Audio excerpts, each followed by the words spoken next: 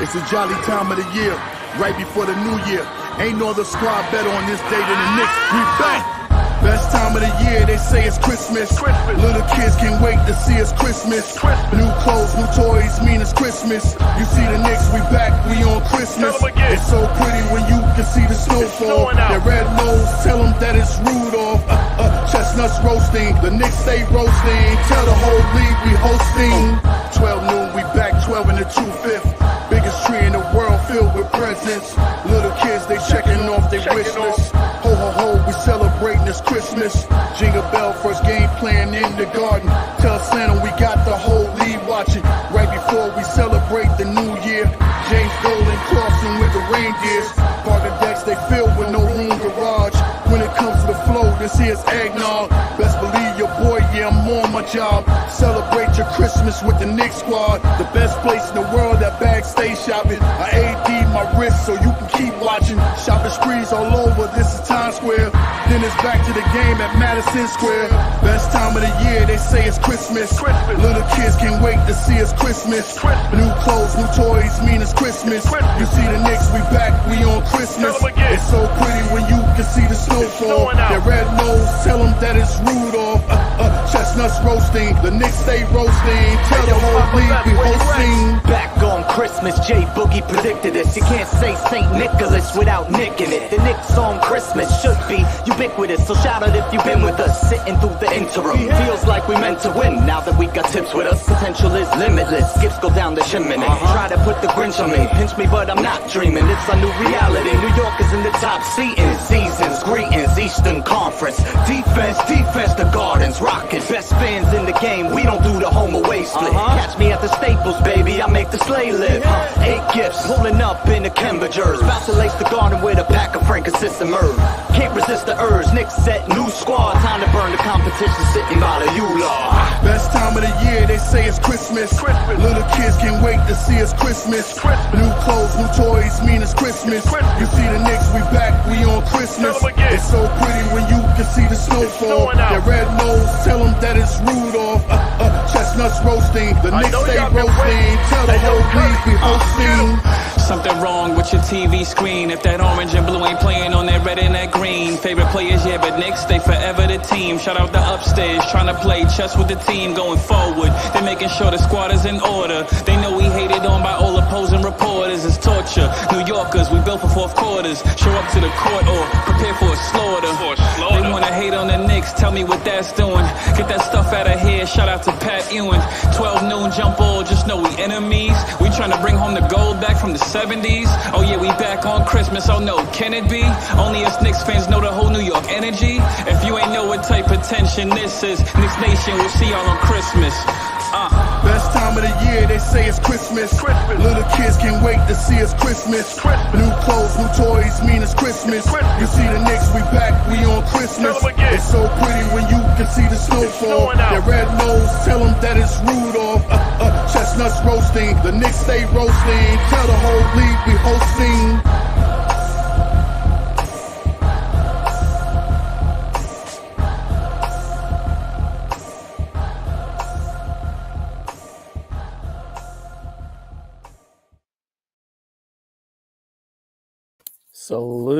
Salute. The streets are buzzing today. Happy holidays. From Knicks Real Talk, the streets are buzzing. Divine, how are you doing? I'm good, my brother. Salute everybody. Merry Christmas to you guys, man. I'm glad to be on. Let's get it popping, man. Good game today, man. We're going to chop it up and get into it. Yes, sir. Absolutely. The New York Knicks gifted us a dub to all of Knick Nation out there globally. It was just a beautiful game overall, Divine.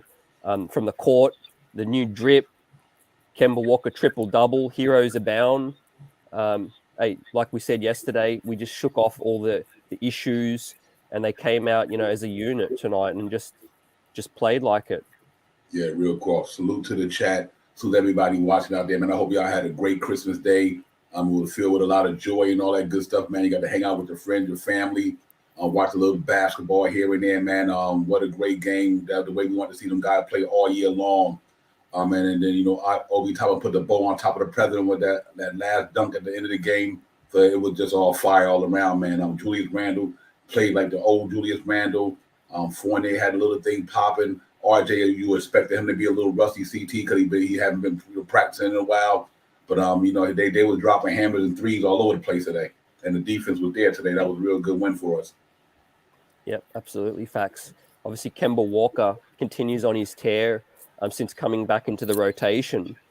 First Nick triple-double of the season, I believe. Becomes the 7th player in NBA history to score a triple-double on Christmas Day. Just couldn't be happier for the guy. I've given him my critique, and obviously he's had some ups and downs this season.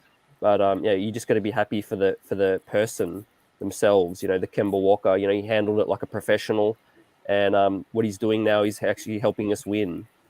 Yeah, absolutely. You know what? To me, CT, that could have been a blessing in disguise to him getting benched. You know what I mean? It really, it's like it could work both ways, and I think it's working out well for him. The Garden love him, New York love him, from what I hear now, Tom Thibodeau said he's the starting point guard going forward. And now when McBride gets back, that's going to be an extra added piece. But salute to him, man. Kemba Walker, man. Cardiac Kemba been playing great since he came off the benching. Like I said, sometimes you got to take a step back to take 2 steps ahead, and it looked like that's what happened. And and it might bode well for us going forward that we can continue this. But I like the way our defense played. I think that was a big part of it. I like him and the Mitch connection, and the Obi connection. Man, it was just special today, man. That was definitely a good Christmas gift for us today. Yeah, absolutely. And I guess now, Divine, it's been like 3-4 games in a row where Kemba Walker has produced. Yeah, are you surprised by this? Not as who he is as a player. Like even before he got benched, he had some good offensive games. But so I'm not surprised that his offense outburst, but it couldn't come at a better time when we really needed it. And and even when he got benched early, he had 4 or 5 games, man. Like I was at the game in Charlotte where he dropped like 29 or something. He was killing it, 32, some of that nature. So he can get it popping like that. You know what I mean? But it was good to see that he got it popping and we won. That's the most important thing to me. He got it popping and we won. So overall, it was good for him, man. I'm happy for Kemba Walker, man. But he could do what he do on the basketball court. Yep. Yeah, absolutely right. And it's not like he's just being ball dominant, picked up 10 assists, he's rebounding. We'll talk a bit more about his minutes, because there's some question marks, on can he continue to play 30 plus minutes, on a nightly basis. You mentioned Derrick Rose is out. We're obviously going to miss him for 6 weeks or so. So we can't get Deuce McBride back quick enough. But for me, right, I don't know if this is Tibbs' way of just saying, all right, Kemba, do your thing.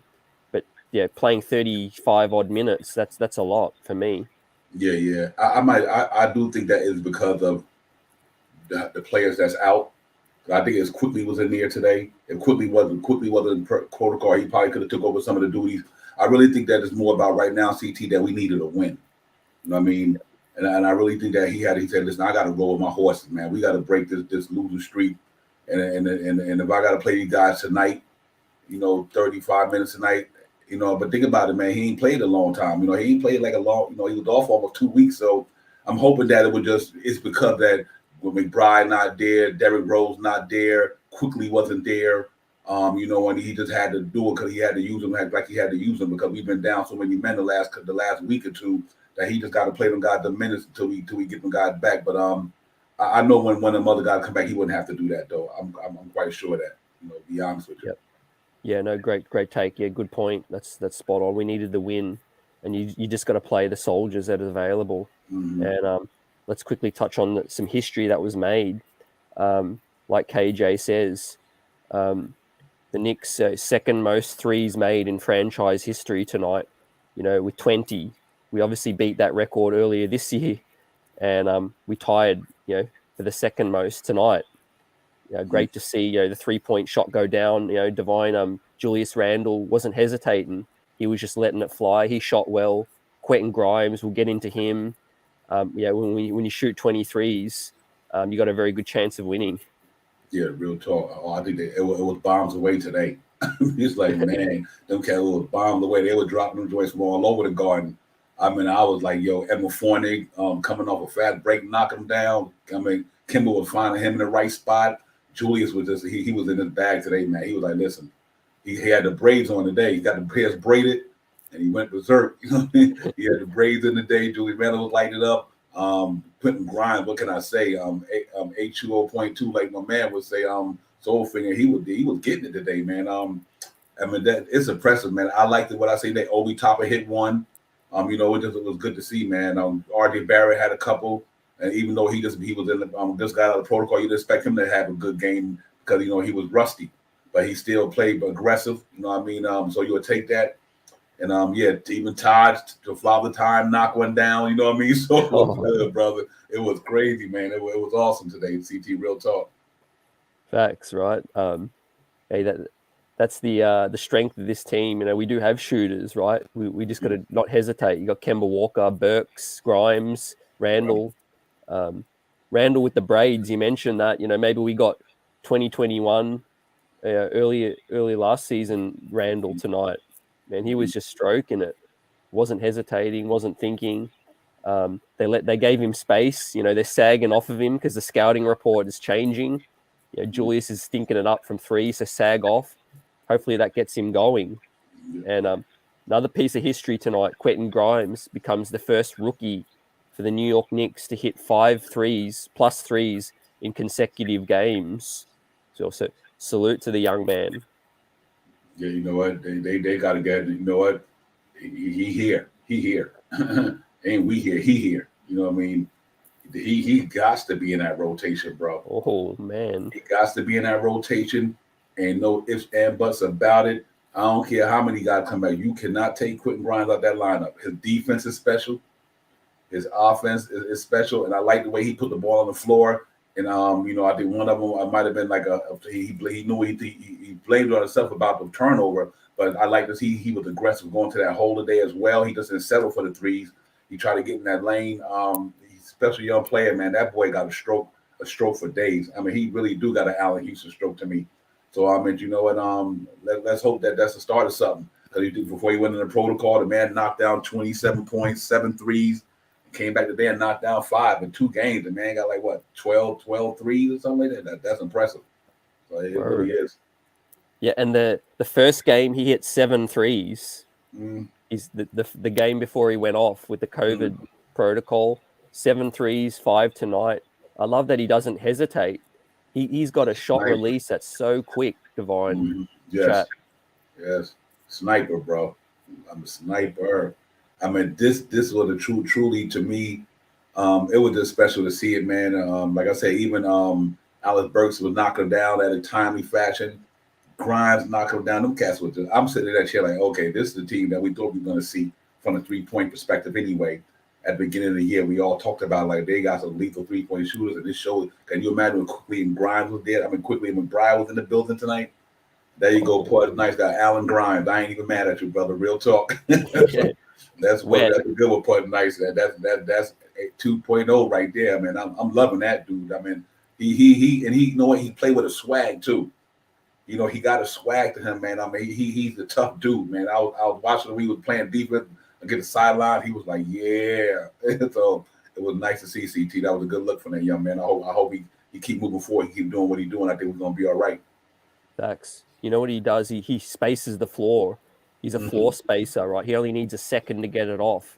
Yeah, he could be like our Kyle Korver for years to come. And on that note, the way Kemba's obviously playing is obviously spacing the floor out for everyone else tonight. Another piece of history tonight, Kemba Walker becomes the 7th NBA player in history to post a triple-dub on Xmas Day. So the way he's playing, it's just opening the floor up for Julius, for Grimes, for everybody, right? And, Kemba Walker, hopefully those knees can hold up because, he's making a sort of a, I'm not going to say a fool out of me, but, I was, questioning whether he could help a team win. I know it's a small sample size, but he's definitely helping us win again. You know what's amazing? He used to that in the Garden, though. He used to that Garden. And it's amazing that like I said, I think them 10 games that Tibbs settled might have really, really sparked that young man's rejuvenated that young man. You know what I mean? Because he had a chance to sit back and say, okay, you know what? Let me monitor what the Knicks do, how they play, what Tibbs wanting guys. what I need to see from afar. So like I said, sometimes, it's pros and cons to a lot of things. The con was that we were disappointed that Tiz benched him. But the pro could be that, he had a chance to survey what Tiz and the team does, because he just came to the Knicks. He didn't really have a strong enough sample size before he got benched, because he just got here. But he had a chance to sit back and just observe the atmosphere and see what happened. I think it worked out well. And I think if that knee hold up, or knees, whatever the case may be, we finally got a point guard in New York who's a point guard. And you can't be more happy. We all been down on him from a standpoint of the defense standpoint. That's the only thing we really had a gripe about Kemba Walker was the defense. We never questioned what he could do with the basketball. We always thought that he was a detriment to the defense. But man, I don't got no problem with Kemba Walker gonna be playing like this the rest of the year. We'd be good. We good to go. Facts, right? And in terms of his ability to score, we need that as well. The offense has been struggling a bit, Divine, and I don't think Kemba Walker's that trade talk about him is gonna die down now. I think, especially with D Rose, when D Rose went down, I think Kemba Walker's here to stay now. Yeah, I think that's a wrap. I think it's a wrap. I think he locked in here, and I'm glad. I'm glad. I really am, man. Because he deserved to be in New York City getting it popping. I like the interview with him and Julius Randle at the end of the game. In the post game, I was glad to see our two leaders together right there. Giving each other love and everything, man. I think that was so special. Because sometimes on the outside we think it's one way and it might not be. Because we just on the outside looking in. But you're not in that locker room with these guys, you don't really know how these guys get down. But I was glad to see that, they were giving each other flowers and complimenting what they needed to do going forward, and that was pretty good to see. Yeah, word. And of course, KJ Dub has always seen my show notes. We're going to be talking about the log jam that may come about when guys get healthy, because players will be sort of stretched for minutes now, but we'll touch on that shortly. That was the history tonight, ladies and gents. A big night, Christmas Day. We'll quickly touch on an update on our next opponent, Divine, Minnesota. D'Angelo Russell's now entered COVID protocols. So he's the 8th player now, joining Kat and Anthony Edwards and Pat Bev. So the gifts keep coming in certain ways for the New York Knicks, right? We could really start getting rolling right now. Mm-hmm. Yeah, you know what, man? I would love to see us win that next game, get 2 in a row. I think we win. I think if we can win 2 in a row, and I'm a hold judgment to that happen. But if we win 2 in a row, then I think we got a chance to turn this thing around. We always say that, then next thing they let us down the next game. But, we always try to stay optimistic up here. And I'll tell you what, CT, if they played like they played today, defense was good. Offense was knocking it down from all over the place. The garden was electric. They had the Knicks drip on in the city uniform. It just had the court looking crazy. It was like Fear the Black Court. It's like, man, God, all that shit looked nice, and I just thought they was in it, man. They was in the game, and you're right though, man. We got to take advantage of that Minnesota situation, because people were taking advantage of us when our guys was down. Like that game in Boston, we got took advantage of because we had a guy we had 6 or 7 guys out. So now the shoe is on the other foot, and now we got to try to capitalize as well, because people were capitalizing on us. But if we can get that Minnesota game and win 2 in a row, I think we'd be looking pretty good right now. Yeah, real talk. And of course, it does continue to open up. After Mini, it's Detroit again, and then there's Oklahoma City Thunder, then there's back-to-back Celtics, and I agree with everything you just said. The New York Knicks could really catch lightning in a bottle, and I think we should get back to 500. We should win the next 3. Technically, that would get us back to 500 ball, with some juicy matchups against Boston as well. And we all know we play well against Boston. Kemba Walker gets up, and of course Evan Fournier gets up against Boston. I hope we play Boston every single time. Yeah, absolutely, man. And they lost today again. A good game though. That game against Milwaukee Bucks that went down to the wire. And Kumar had a good block. But yeah, man. We got to catch these guys when we can. But we, like I said, a lot of teams we haven't went on a streak. And listen, we right there. We still there. 3 games under 500. Haven't been playing good ball. We just got it. I'm like I said, I'm a whole judgment till we win 2 in a row. We win 2 in a row, then I think we can make this thing happen. Because I just think that this is the team we seen today play, or the team we want to see play all year, just the way they play today. You know what I mean? That's the team we want to see all year. And I know it's tough to win 4 in a row in the association and all that, man. But it's one game at a time. We can get that Minnesota game, you know what I mean, and take advantage of them having players out like that. Just like I said, people took advantage of us. And then I think we got a good chance to turn this thing around, man. But I do think them guys believe in themselves. Absolutely. You know what I mean? I think they believe in themselves. And I noticed that at the end of the Julius Randle said, like he said, I like the way they had that interview at that post game interview. They just trying to turn this thing around. I think they can overall. Yeah, and I think, like I said earlier, the season will be somewhat compromised, Divine, in a way of opponents having different players out every single game. There's no longer going to be an easy win, and there's no longer going to be an impossible win this season. Right, every game's going to be winnable. I feel like. And with that said, let me bring in my man, Sharp Powers. Salute, Sharp Powers. Salute guys. What's going on? Merry Christmas and all that good stuff. Salute Divine. Salute CT. What's going on, chat? Yeah, man, we good, brother. Happy Merry Christmas to you as well, man. Real talk. I hope you had a good day today, man. Especially with a win today. That was all good. Happy holidays, Sharp Powers and fam. He'll be back. But salute Geraldine. Salute chat. Salute everybody. Appreciate you. The New York Knicks gave us a nice present tonight. We're chopping it up with the fam. Got my man, Mr. Knicks Real Talk, Divine, out here. If you haven't subscribed yet to Knicks Real Talk, do so. The brother channel of this thing. You know how we get down. The real buzz. Sharp Powers is back. But Shah, we were just saying, that the Knicks schedule is easing up. We should get back to 500, hopefully. Yeah, man. This. Sharp Powers, he'll be back. Yeah, he'll be back. Yeah, man. We should, man. We should. I'll pick up where he left off. We just gotta continue on the grind. CT, just continue grinding. Take it one game at a time, and just play like he played today. If we play like we played today, that I think we gonna be all right. We'll be all right. Man. We just gotta continue to grind and do what you did today. Play within the confines of the team and what Tibbs. Because I think Tibbs coached a good game today. He really did. I had to give him his props too. He did lineup switches. The lineup was good and all that good stuff, man. So overall, it was a good game, man. And like you said, we just got to continue to try to win these next couple of games. Yeah, because there could be a lot of games, like we said, that we don't think we're going to win, but we have a really good chance now with players out. And I like our depth now, Divine, Shah, with Dotson, with House. Let's see what happens with these 10-day deals now. You got D Rose out for 6 weeks, so I think Wayne Selden will be out of here.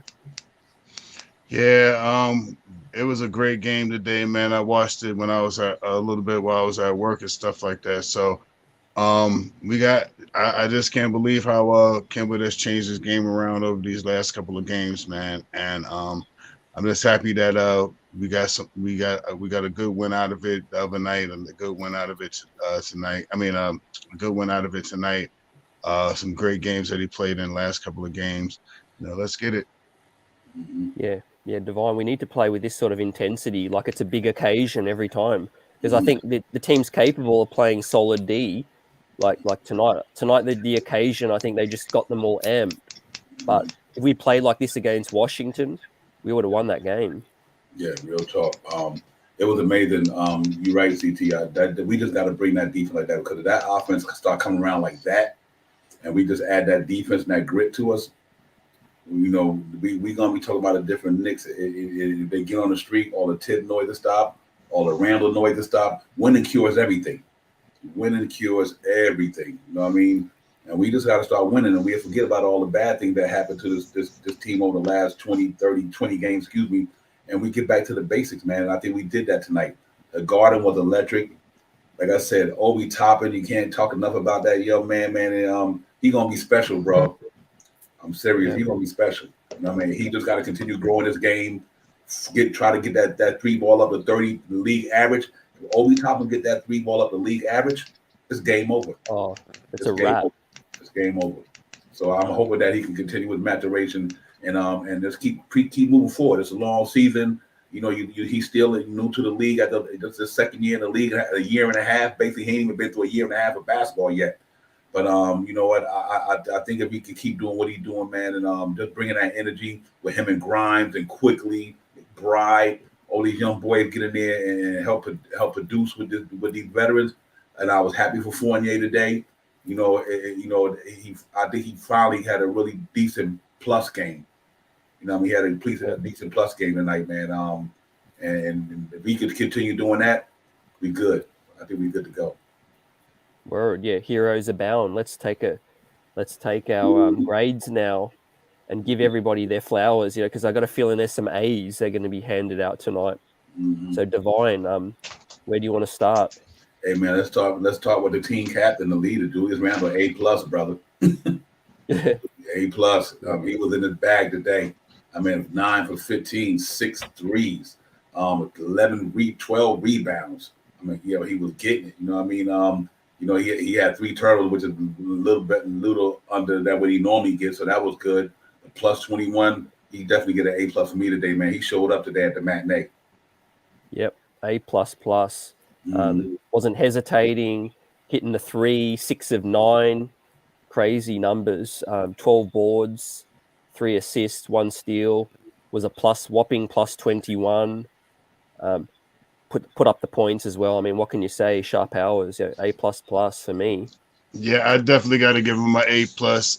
Just for what he said to Kemba during the game. He said, "You give me He said, "Pass me the ball. I get you that assist, and you get your own rebound." Just for seeing that, he was mic'd up today. So that was one of the parts that I did see of the game, and I heard him say that, and that was for me gives him an A+ tonight.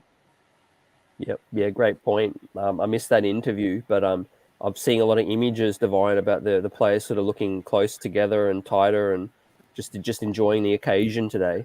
Mm-hmm. Yeah, real talk, man. It was a beautiful thing to see that camaraderie and that chemistry together like that, that bonding, the joy, and it makes it different when you got more horses to go into the battle with, in the race with. You know what I mean? Just having RJ back on the lineup in general was a spark. You know what I mean? So it was good having Grimes back to contribute. It was just good overall. That team got a lot of love there, man. I noticed that. And when the Gardeners like that, we got the best fan base in the world. And to me, any sport, bar none. And when you got your fan base feeling good about the way your basketball team is playing, that's really uplifting to me. And I just think they did a good job of that today. Yeah, real talk. And Mitchell Robinson now. What I like was the 5 blocks today. That was nice to see. Plus 18, you know, only 4 points, but battled it out for 30 minutes tonight, Divine. Impacted the game. 8 rebounds, 5 blocks. That's what you want to see. And I'll give Robinson a B- today. Yeah, I think I'm gonna have to just go with an A because he was the tone setter on the defense. You know, he is the only truly strong defense player that was there today, other than Barrett. And he set the tone in that paint. He held Clint Capella. He did a good job on Clint Capella today. So that's only telling me that could you imagine we would have had him back in the playoffs? Maybe how that could have changed the game with Clint Capella a little bit. I just think that he that plus 18 for a reason because it wasn't about the points. Them 5 blocks and 8 rebounds, he controlled that whole game in that paint. Them cats wasn't getting nothing down there. They wasn't getting anything down there. And I think he set the tone on the defense. I just want to give him an A because our defense is what carries us. And 87 points, that had a lot to do with Mitchell Robinson in that paint today. You know, they wasn't coming in there other than, you know, Cam Reddish because he good with what he do. He got in there a couple of times. But he pretty much held that paint down to his own today. I mean, so I got to give him an A just for that reason. Yep, yeah, and Shah, the chat's pretty high on Mitch's game as well. You know, he contained Capella, shut down Capella. Yeah, I definitely got to concur with you right there, Divine. I'm definitely going right there with an A with him, man. He made everything look a little bit more nasty down there, man. Grabbing all those rebounds and putting all those stuff backs in people's faces. Those 5 blocks right tonight is a very, very big number, considering that he was the number 1 shot blocker tonight that we had, and pretty much the only shot blocker that we had tonight. So kudos to Mitchell Robinson. I give him a solid A. Yep, yeah. So just before we move on to the next, let's have a convo about Mitch. Nerlens is out. This is a time in this pivotal season for Mitch to show his worth to the organization, right? In terms of a new contract. I know he's worth every bit of that $1.8 million. There's no question about that. But he's trying to, prove and get a multi-year deal right now. And this is his chance, Divine. Yeah. I think if he stay healthy, he's good to go. I'm not saying you got to give him crazy money, but if Mitchell Robinson stay healthy the rest of the year, I don't have a problem with giving him Noel's contract. To me, he deserved at least Noel getting. So you want to bump up maybe another $2 million, that $12 million a year, whatever, 13, I don't know, because the salary cap might be going up pretty soon. You never know. But if he played like he played today in the last couple of games, and he just bring a defense present, that's what we got him here for. We didn't ask him to score 20 points. We didn't ask him to score 15 points. That we know he can. But I think you see the difference in having a point guard. A point guard there, just having a point guard who going to look for him when he got an opportunity. And I think if he stay healthy the rest of the season and keep getting that conditioning together, and keep flexing like he's flexing, then we'll see. Like I said, worst case scenario, hey, you next year you offer him some money, and he at least got to give him Noel's money. I think he's better than Noel. To me personally, if he can stay on the floor, so I think they got to take care of him some way. Yeah, absolutely. I think Tibbs loves Mitch too. Sharp Hours as well. I think Tibbs is really high on Mitch, and he likes his he impressed him, I think, in the summer, and the work ethic. Trying to get stronger and play through injury. One thing about Mitch is he plays through injury. Yeah, I definitely I'm a homer for Mitch. So anything that he could do, the weight that he dropped since he came into the season from 280. He's down to about 260 pounds. He's moving better. He's more athletic a little bit. And he's a scary player when you play down there with him. You could just see that in his box scores tonight.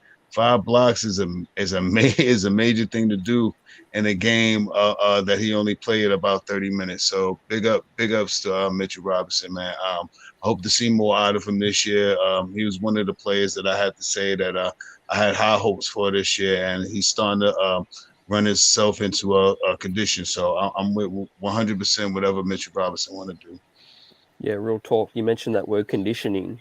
Divine, I think Mitch is getting stronger and stronger as every game goes. Just before he went down, he was dominating, and now he's back. I just want to see that consistency, and I think he'll be here for the long haul. Yeah, I'm hoping by the halfway point. I still think he's a little bit more away from conditioning totally. I don't think he's there yet. Mm-hmm. I gotta say Mitchell Robinson probably, I'm gonna say 75%. Yeah. I would say he probably 75%. And I think once he gets to 100% condition wise, I think we'd be good to go. And I really do think that he'll get a popper down here, man. So I'll salute to Mitch, man, because he really played a good game for us and holding that anchor spot tonight. There was a poor Todd Gibson, not a shot blocker. You didn't have a jerk with him because he didn't health and safety protocol. Noel not there. So he's the only defense anchor down there in that center spot, man. And it ain't like he went up against a scrub either. You know what I mean? No. And listen, and Clint Capella got $20 million. Yeah. $40 million for 2 years. Clint Capella got $20 million a year, 20-something million a year.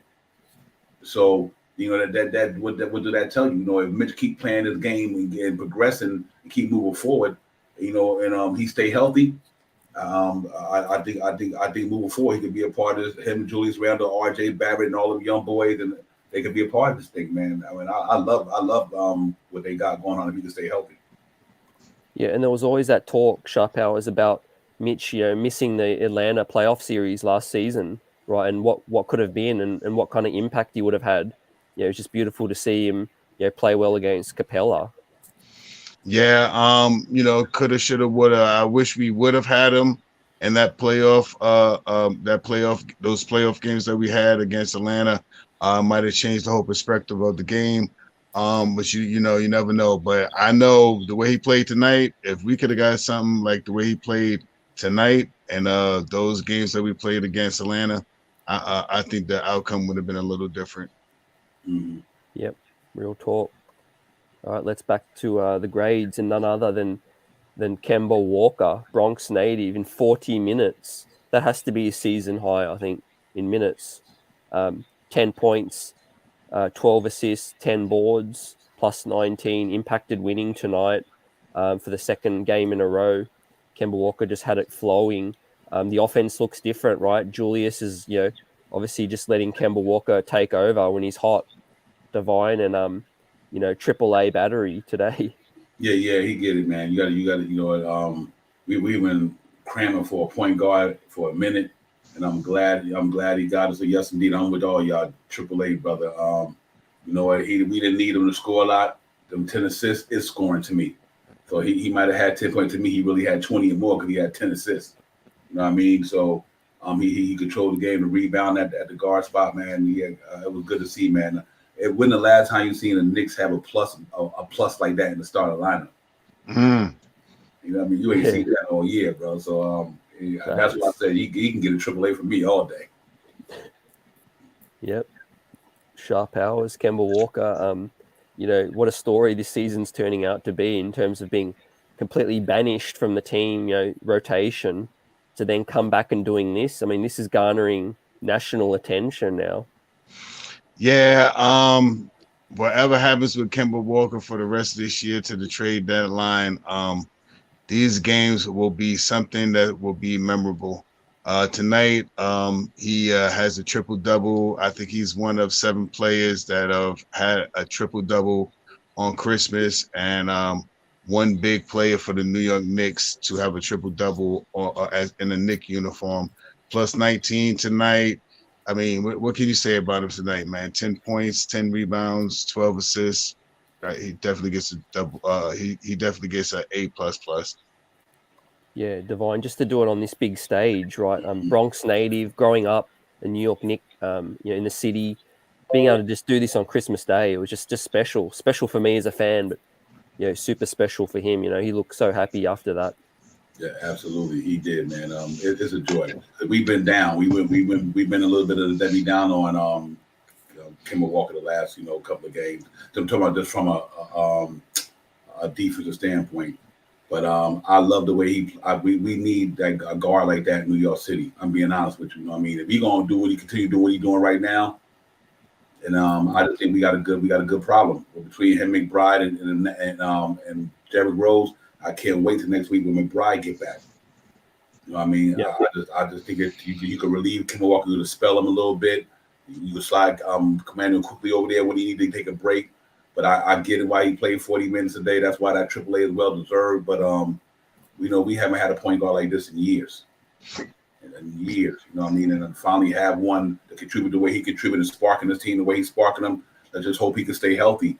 If we can stay healthy and all that, and I think we're gonna be good, man. I'm really happy about that. So anything that I might have felt in the past about the way I thought that should have happened, or maybe this and that, you ain't gotta. If you're gonna play like this here, then you ain't no need to talk about it no more. He worth that $9 million when he playing like this. You know Oh, yep, facts, right. How ironic is that he ends up being the first player in this season to get a triple-double for us, Shah. Yeah, go figure. Who would have known that tonight would have been a night to see our first triple-double from Kemba Walker that has been benched for a whole bunch of games. So kudos to him, man. I hope he continues to do what he's doing right now, and we may have him for the long haul. Who knows, man? We may not. We may see Kemba, staying home all year round and seeing if we can do something with him to make the playoffs. Yeah, I think he's here. Like we said with Divine just before, I think Kemba Walker, that trade thing, when the D Rose situation happened, I think we're left shorthanded, and we need that vet around. And also there may have not have been any trade interest. There may not have been any trade interest, so let's just keep him for now. And let's turn our attention to Evan Fournier in 31 minutes. Shot an efficient 6 of 12, 3 of 6 from 3. Was a plus 21 also. Played some D. 15 points, Divine. I got to give Fournier. I think I got to give him an A. Oh, no question. I'm on you with that, brother. You know what? Not only that, when the last time you seen Fournier have 5 rebounds and 3 assists? You know what I mean? So that's what's impressive to me. But he was aggressive.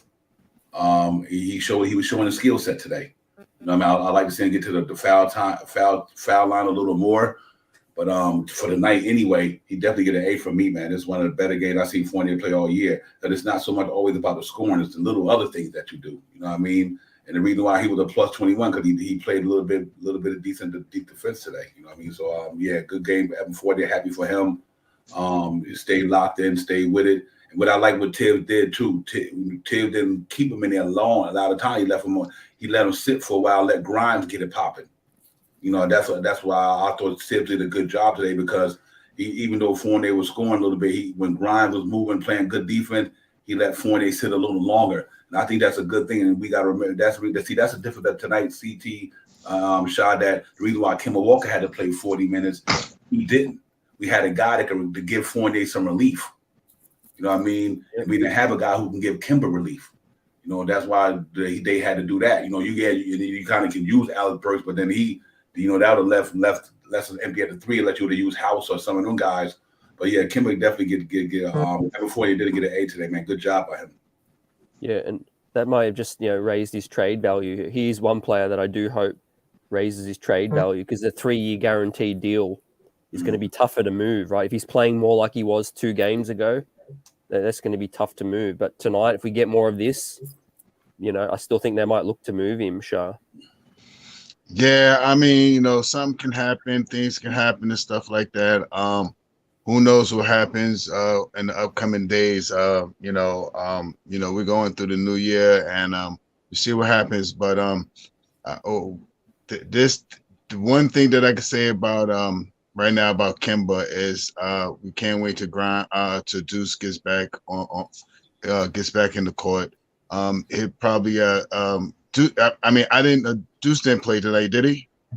No. Right. I know I seen Grimes. I don't know, but so once Deuce gets back in there, be somebody to supplement into the lineup when we take out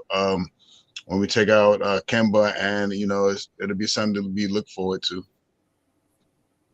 Yeah, absolutely right. I mean, I've got no problem at all, Divine, with this Evan Fournier. I just still think he's not the best fit here in terms of given this defensive effort regularly. Fact. Yeah, absolutely. CT, real talk. I'm not. Because he had one good game, it don't mean that you keep him. But because it's not a 1-game season. But he played good tonight, and like you said, to me, increases his trade value. You know what I mean? And one thing we got to keep in also in perspective that it is $19 million, but I do think that if you look at the Alex Burks of the world, I still think that contract is covenanting to take. Yep. You know what I mean? Even you have to keep Evan Fournier, but I do think if you can get Evan Fournier up out of here because I think that he's that type of player where maybe let's say he went to a team that needed his skill set. I mean, yeah, he can get moved, and I don't have a problem with it. But I just think there's some guys in there that can fill that spot. But I'm happy for him today. You know what I mean? So he definitely get an A today. Yeah, definitely. Definitely, and we'll talk about the log jam that's coming up because I think QG, is definitely going to be able to take some minutes and maybe Gordon as well if he comes up in here. But the other man who returned to the lineup, 26 minutes, RJ Barrett, didn't shoot too well tonight, but I feel like his defense was well received tonight because he definitely he's our best perimeter defender. Was still a plus 12 with 9 points. But shot 1 of 8 from 3 tonight, 4 of 15. So I'll give RJ Barrett a C. Yeah, I'm with you on that. And it's only because he just came off a protocol, haven't played no basketball in a while, and it's understandable you're not in rhythm, you're not going to hit shots, But he knocked down some decent ones, you know what I mean? He knocked down a good 3 ball. I like the way he was trying to float in the lane in there, going in there. But I'm with you on that, man, just due to the fact that he just got back. And, but it was good to have him back because he made a difference out there. Him and Mitch made a difference on the defense end out there for us. Opposed to not having nobody who can hold down that spot like he can because of his strength and all that good stuff. So, yeah, but overall, it was a real good C. I mean, I'm almost willing to put a plus on it, whatever, because it was a good C for me. Yeah, I like how he charged down the lane, Shah, and just threw it down on Bogdanovic. that's what he can do. Yeah, I definitely gotta get back and try to watch the full game. I didn't see all the full game today. Once I had to do a little bit of running around, but from what I did see from RJ tonight, I have to give him for him coming back off the bench, playing great defense when I was watching him and stuff like that. I have to give him a solid. I'm going to give him not a solid, but I'm going to give him a B minus, just because he's coming back with the great defense. His shooting was a little off, but he made some shots tonight, and that throwdown, from what I heard, was awesome. So I give him a B minus. Yeah. His importance, Divine, so important coming up this season for this team. RJ Barrett, as he continues to grow, only his third season, right? But he is eligible for a rookie extension coming up soon, and some decisions are going to have to be made. So I just hope RJ Barrett can stay healthy, stay in this team, and build some consistency. Yeah, absolutely. You know what? I'm gonna tell you like I said, sometimes things could be a blessing and a curse. There's pros and cons of everything. And him going in the COVID situation could have been a blessing for him, not from a physical standpoint, health wise, that's from a mental standpoint. Because sometimes when you playing basketball, then you take a step back, you get to analyze and then look at the game from a far perspective, opposed to trying to react to everything while you're in the game. You know what I mean? So him and Obi, he got that one in the protocol. It might have been a blessing for them because they had to sit back for a game or a week or two and really sit back and look at the game of basketball mentally. To get your mental thing together. And I think going forward for RJ, I think this could be a blessing for him. You know what I mean? Going forward before the season is over. But I do think that was he had a good, strong grade C for me there because he really, really tried to play hard. He came to the game and made an impact. So I do think that it's a blessing that these cats, that RJ was out for the amount of days that he can really, really just get back at it. And I think it's going to be something we got to look forward to moving forward with him. I think we good to go, man. I think he's gonna have a breakout second half of the season.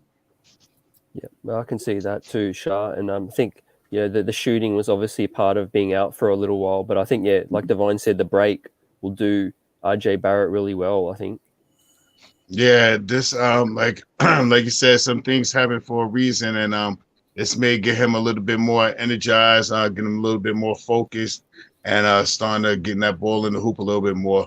From what I did see today, he did do some things a little different from the last time that I did see that we all did see him. He made a couple of drives to the hole, a couple little floaters in the lane, and he did what he had to do today. So I'm optimistic about RJ. I think with him back in the rotation is going to change a lot of things for the next couple of games to come. Yeah, facts. And Quentin Grimes, let's touch on him. Like we said, pulled up some history. He's the first Knicks rookie in franchise history to have back-to-back 5+ 3-pointers in a game. In 25 minutes, came back, wasn't hesitant at all, grabbed it, shot it. There's this crazy image that probably people have seen with Allen Houston mid-jump shot right next to Quentin Grimes. They are identical. Their jump shot, Divine, absolutely identical.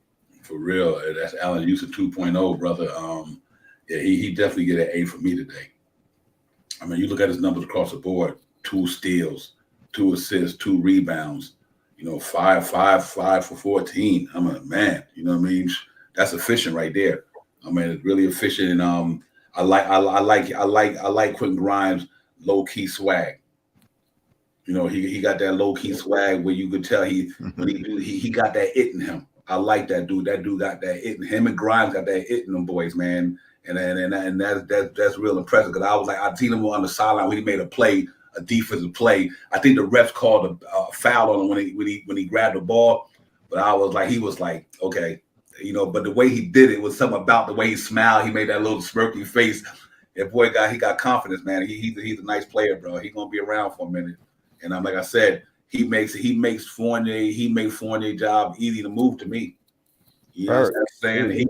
If you get that, like I said, that's why I said if you bring in a Robert Covington and get Fournier about the head, you got Quentin Grimes doing what he's doing, and them boys, that defense is special, man. I like the way he played. I mean, I really do, man. He's gonna be around for a minute for New York, unless you had to trade him because you want to get a superstar in a package. I'm saying, but I'm hoping they don't move none of them young boys. We got a nice young core in New York City, man.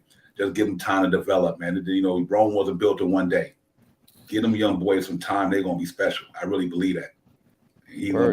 Guys, man. We drafted really well, and Quentin Grimes is a first-round pick. Like you're seeing the difference in talent. Yeah, he is a bona fide first-round selection, Shah.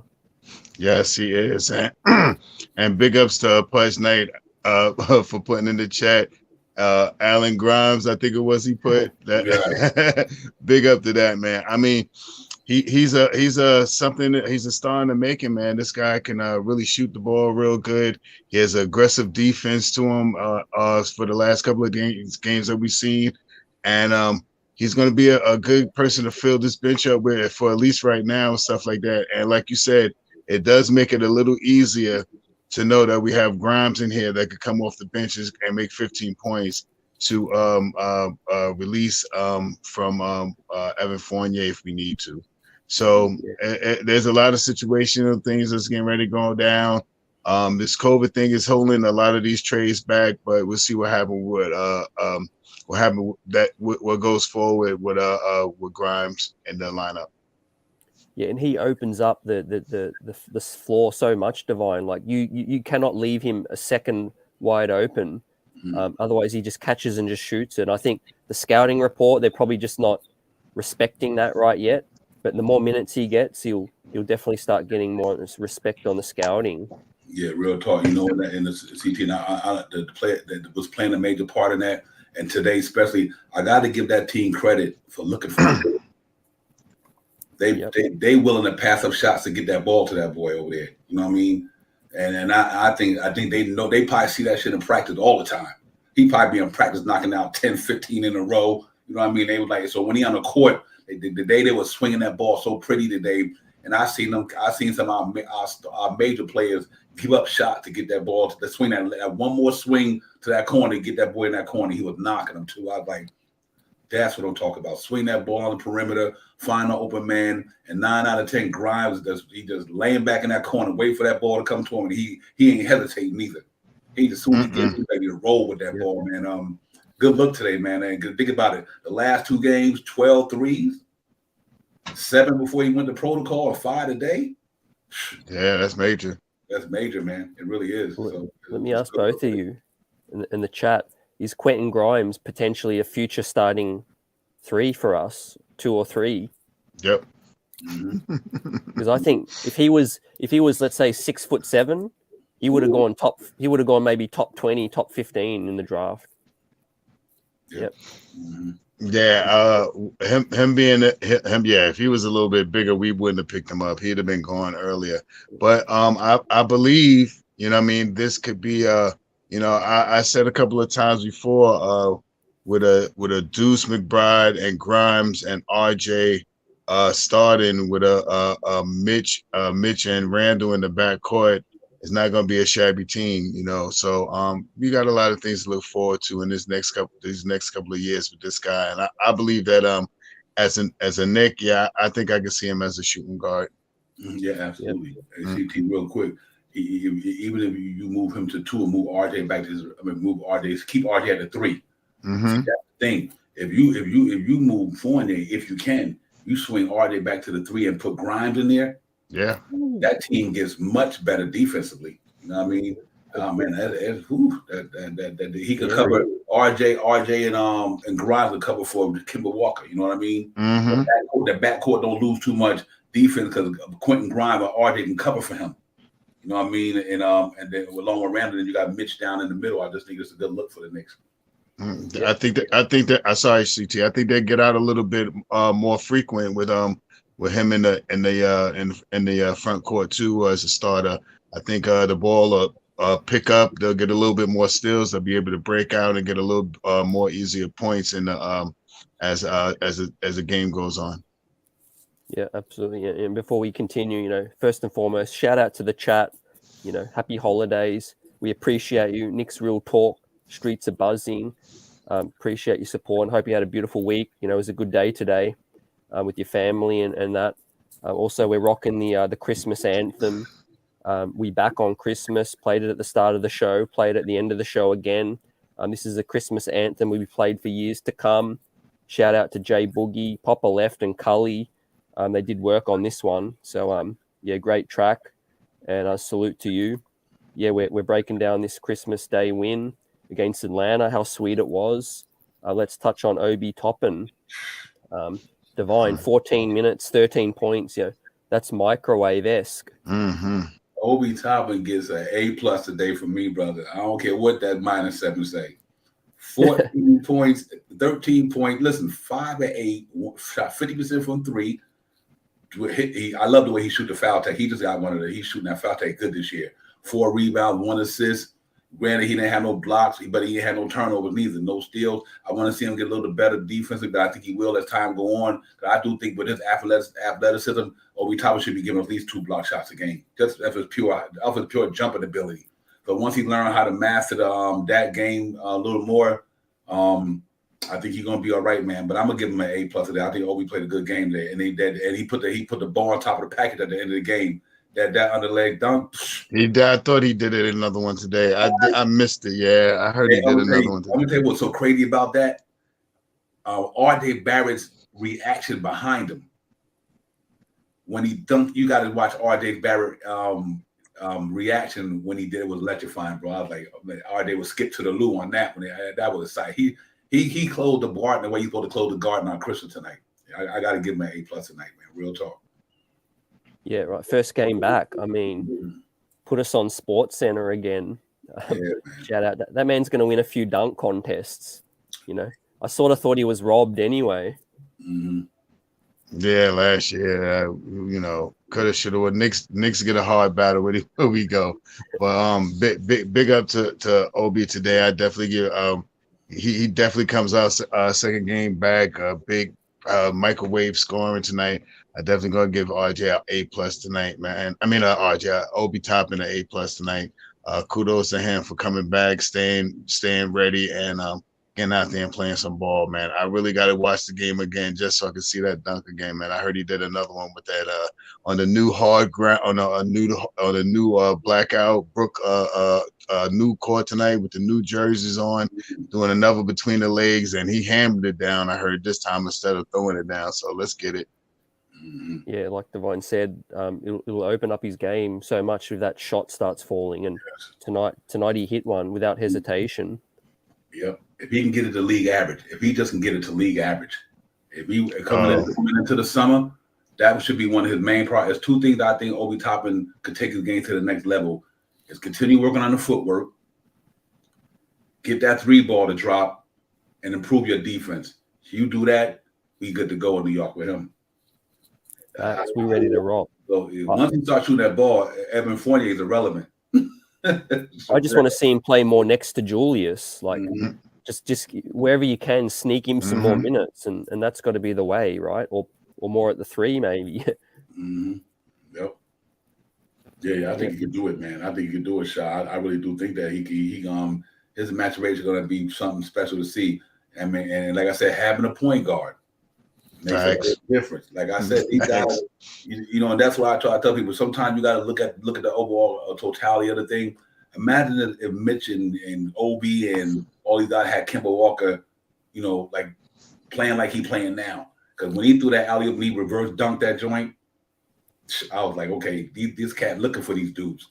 They looking for my man looking for them. You know what I mean? And Alex Burks, all these guys they don't look for him, but he looking for him.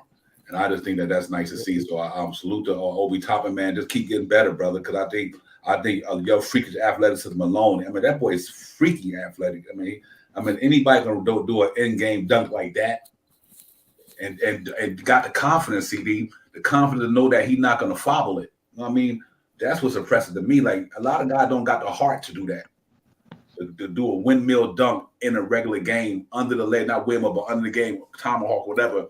In a game situation, and he's built for this. He's built for New York, and salute to KJ Dub. Great question. Who do you guys think can jump higher, Obi or Sims? I'm gonna have to go Sims. Yeah, me too. Jericho, that boy can get up, bro, for real. And definitely Jericho. He's 6'10", and he's touching like the top of the backboard over there. This boy done Every time he jumps towards that rim, he damn near busts his face up against the rim. So that boy got some hops. Yeah, he do. Yeah, word. And obviously, let's touch on the other guys. Yeah, Gibson, Burks, and Mooney and Tyler Hall got in for the last 2 minutes, so they get an incomplete. But good to see them for Christmas Day. Something they can tell their grandkids about. Mm-hmm. And Taj Gibson still comes in 18 minutes whenever we need him. 5 points, hit that three. Just because he hit that three, I got to give him a B plus. Yeah, I can go with you on that. Todd Gibson got the best 3-point after the 3-point shot. I get the profile. That's yo. I'm calling y'all long distance, brother. That's why even last I'm like Todd be like, yo, long distance. I'm getting at it. I think that's the best salute in the game right now to me. That right there. But yeah, Todd, man, he's the ultimate warrior, man. He goes in there and don't complain. Just go in there and do what he do. He's looking good down there, man. I'm happy forward to have him now. See why we brought him back. Now having Noel out, having having Sims on protocol. Now you see why they brought him back. You know what I mean? One of the reasons he go out there, he's experienced and he looked good, man. So I agree with that B plus. We got to give him the flowers today, man. He played good to back up Mitch today, man. And he gave Mitch a chance to get some rest and have somebody out there who could contribute. You know what I mean? And I think it was real nice that he did that today. Yeah. And Go ahead. No. Yeah, sure. I was just going to ask everyone, do you guys think he should finish the season as a player, or maybe after the trade deadline, like we said before, convert him to a assistant coach? Oh, that's big. I mean, for me, I would love to see him retire as a Knick, man, and why not? He's from New York. He's right from Brooklyn, right from Farragut Projects, Fort Greene area over there in that area. What more? I mean, from Fort Greene area. What more can you say, man? It'd be nice if he relinquished that pay and take a little bit of money as being a big man coach or a coach to the coach or assistant coach to somebody like that. That would really be big. But no matter what happens with Taj, as him being a veteran, long as he retires here in New York, I'm happy with that. Yeah, because Divine, we said in the locker room, he's obviously one of the Tibbs' staunch defenders. So if stuff hits the fan, I think Tibbs will want Taj Gibson around, and maybe to have him as a backup assistant coach, that'd be good. Keep an eye on the locker room as well as getting guys' ears. Yeah, absolutely. You know what? They respect him. They go the long way. They respect him. Julius Randle respect him. And that $10 million ain't nothing compared to what that man give you. Because it's not about only what you give a team off the court, on the court. Sometimes the value is more the value is off the court. Let's say when Nerlens Noel or Jericho Sims get in foul trouble, or they're doing something in practice that Todd can go there. Listen, man, do it this way, do it that way, or you need to do this way, or this is what you look for against a guy like this here. That is valuable. That's invaluable. You know what I mean? You can't put a price on that stuff. You know what I mean? And I just think that for him, he's an Iron Man. He's gritty. He ain't backing down for nobody. And we don't got a lot of guys like that. You know what I mean? I don't got no problem with Todd's $10 million this year. You know what I mean? I think it'd be, because I think in the playoffs that's going to show. When we no matter whether the plan, or I think we once we get in there, and I do think we will get in there. I do think you're going to, like even last year, he was the main dude in the playoffs last year for us, him and Derrick Rose against Atlanta. He was the only cat balling out for the Knicks, basically. And Obi Toppin started to get a little bit of shine. But Todd was in that because he got experience. He done seen it all, man. He done seen a lot of these cats ain't even seen. So yeah, CT, I wouldn't want to move him before I move Noel and other guys. I wouldn't. Yep. Yeah, I agree with everything you just said. And if anything, like he plays with that passion because he's from the city. When you're playing with the city on your chest, we got Obi Toppin, we got Kemba. RJ Barrett has ties to New York. It's just like, I think this is probably the team with the most players with New York connections. Yep. You've obviously got Tibbs as well. And just having like you said, having him around, Taj Gibson, he knows what to say. He gets in guys' ears. He's well respected. Mitch really looks up to him. Let's not underrate that. part of Mitch's maturation could have a lot to do with Taj Gibson. Yep. Absolutely, CT. Him and Kenny Payne. You think about last year, this team turned around defensively when they brought Taj in last year. Remember, he wasn't there the whole weekend. They brought him in later. And when Todd came to the Knicks last year, he helped solidify that defense, the thinking part of it. And I just think that, we finish out the year, and like you say, no matter what, you bring them back. Let them be the Herb Williams of this joint. You know what I mean? Somebody who just locked in with let them get a job in the organization like Starks is doing, like Sprewell and them, all these guys, Larry Johnson, Allen Houston. I have no problem with Todd being a New Yorker working for the Knicks organization. I think he epitomizes what it is to be a professional. You know what I mean? And I do think that the Knicks should find a way to hang on to him, because now you don't want to give up no $10 million neither. Don't get me wrong, Todd, because I wouldn't. Because life is short. You know what I mean? Right. You know what I mean? So he didn't make a lot of money like the contractors out here now. When he started in the NBA, it wasn't like this. You know what I mean? So that $10 million is a lot to Todd. But he not only that, it's off the court demeanor. He charities, going into the Brooklyn Borough and trying to give these kids some hope. You know what I mean? Give them a chance to feel good about themselves. You know what I mean? And that's more important to me than the organization, the cat dropping 20 points any day. You know what I mean?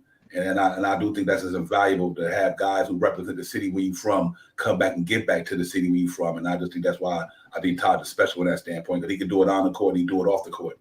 You know what I mean? I think that's what it's about for me. Yeah, if anything, he's underappreciated, right? Not everything's about box score or production. Like you said, there's a lot going on in locker rooms. This is a very funky roster, if I have to say so myself, in terms of older dudes, dudes in the last part of their careers, reclamation dudes, rookies, sophomores. It's a pretty funky roster when you think about it. We're bringing in Kemba Walker here, and on the back of KJ's good question, what do you guys think, happened with Tibbs and Kemba? Do you think they got on the same page? I think they had to have had a conversation together. I don't know if Tibbs apologized, but I just think, he probably explained his reasoning. Kemba's probably like he said in the press conference, it's in the past now. I'm here. It was a blessing that there was some COVID things and I got back and I'm here. Yeah. I don't think Tibbs had to apologize for anything. He's the coach. Yeah. And at the time of the benching, Kemba Walker's defense was terrible. He had the worst plus minus on the Knicks, basically. He was getting the business game to him, and he just got here. You know what I mean? And then I think it might have rubbed him the wrong way when he couldn't go in that back-to-back when he wasn't unhealthy. You know what I'm saying? So that might have rubbed Tibbs the wrong way. I don't know. But and not only that, we can't only put all this on Tibbs, because Tibbs, the front office didn't like it. They would have told Tibbs, no, you got to play him. The front office didn't have a problem with it. You know what I mean? They might, if they didn't have a problem with it, they didn't show it. Tibbs coaches the team. They say, well, let Tibbs do what he got to do. You know what I mean? And I don't think it's nothing to apologize for, man. You make the decision whether you're right or wrong. You don't ever apologize for the decision you make. You ain't got to apologize to Kemba Walker. You know what I mean? For what? I bet you because I thought you wasn't playing good basketball for the Knicks, and you wasn't because we was in a funk. Mm-hmm. Funk. You know what I mean? So sometimes you got to do that. But it might, like I said, for Kemba Walker, it might have been a blessing. Now he got to sit down, save his knees, sit back from afar, like I was saying earlier, and because you new to the Knicks, he don't know all Tom Thibodeau's schemes. You know what I mean? He don't know how Tom Thibodeau move on defense, so he might have had a chance to sit back and learn the system a little more. You know what I mean? So there's some positive and negatives about the thing as well. Yeah, I know we all upset that he benched him, but at the same time, Kemba Walker just got to the Knicks. It was only probably 13, 14, 15, 20 games most he played. He didn't know the schemes real good. He didn't know the switches and the defense and all that. And it wasn't, if you look at his number, it was affecting how we played defense. I get it. So, but it's water under the bridge. You know what I mean? And right now he playing, he producing. And I trust in what them cats doing down there. You know what I mean? I don't got no problem with it. I don't think it'll be an issue to me. I don't think it'll be an issue to them. It'll be an issue to the media and people like that. But it's basketball, man. If somebody ain't helping your team win, and I think the only difference with Kemba Walker and Evan Fournier, that Evan Fournier made more money than Kemba. If Evan Fournier was making the same money as Kemba, probably would have benched them too. He would have benched him too, but he $19 million. You know what I mean? He would have benched him quick just like he did Kemba. So, because he didn't know the system. But I don't think you can. They couldn't justify that early in the season benching Evan Fournier for $19 million. Well, I really believe they would have benched that dude too. You know what I mean? So the part of what you said, like, sort of with bringing up the word Fournier, that's another thing that contributed. That those two together are really poor fit defensively. Facts. So it may not have all been on Kemba. It was the fact that both of them together as well aren't good. A good backcourt, Shah as well. And I think you take Fournier out. Maybe Kemba's the one that should be in, and put Grimes for Fournier instead of, because we took Kemba out and Fournier's still there and we still stunk defensively. So I think Fournier is the dude that I've always been saying could be better off the bench. And I know there's the $19 million and people say you can't bench $19 million. Well, there's 6 men of the year like Jordan Clarkson, those type of dudes earning 16 mil. Like, if you've got a dude 19 mil lighting it up off the bench, there's no shame in that. Yeah, there wouldn't be. I think just because of this year, it'll probably be a little harder. But you see what comes up, what comes down the pike in the next couple of games, man. This front office and Tibbs have a lot of things that they're going to have to implement into this with this team now, and we see that we need some people coming that's on the bench that needs to play, and we'll see what happens, man.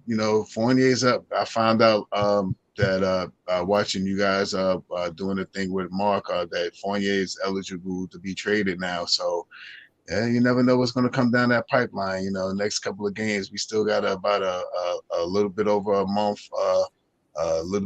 Over a month or so to the trade deadline in February. So let's see what happens. Yeah, ACT real quick, and that's what I remember. I always say in all the streams or previous streams that you can put Fournier on the bench. He don't got to play bench minutes. He just don't need to start. You know what I mean? To get the team off in a better flow, then you could bring him off the bench and let him knock down things. You know what I mean? But I just knew that between him and Kemba Walker, James Dolan and Leon Rose were not going to allow that. Let's be real. They not early in the season. Oh, that would have made them look pitiful. That would have made the Knicks organization look like crap. They would have shot that boy down $19 million that early in the season. But somebody had to be the scapegoat. And $9 million is easy to justify than $19 million. That's all that was. I think Fournier was the one stunk it up. You know what I mean? It wasn't Kemba Walker, but you got to look at it as a business.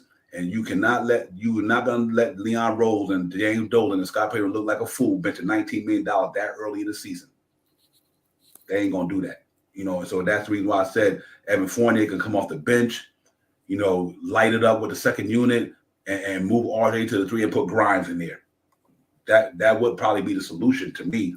But right now, I mean, I don't know. It's just so hard, but I just think that, from what I see, but they ain't going to they can't justify that when it happened with Kemba. That's all I'm trying to say. Maybe now you could do it. You know what I mean? Because it's lower on in the season. You've seen how the guy was doing. So I don't have a problem with him doing it now, but I don't think that would have been a good look for the Knicks to do that when 20 games of the season you done gave up on $19 million. I don't think they would have did that.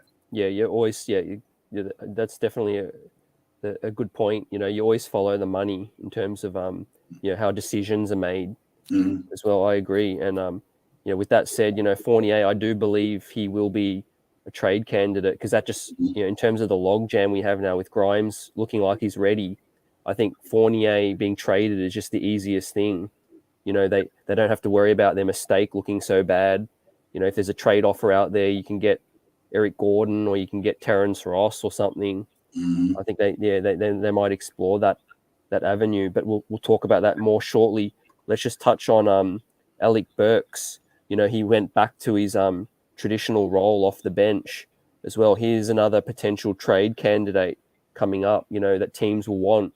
He's a very, very reasonable contract with $10 million, can start for a team, can come off the bench for a team, can run a team. And I think Alec Burks is looking like a player with Quentin Grimes coming on the scene. He might be redundant.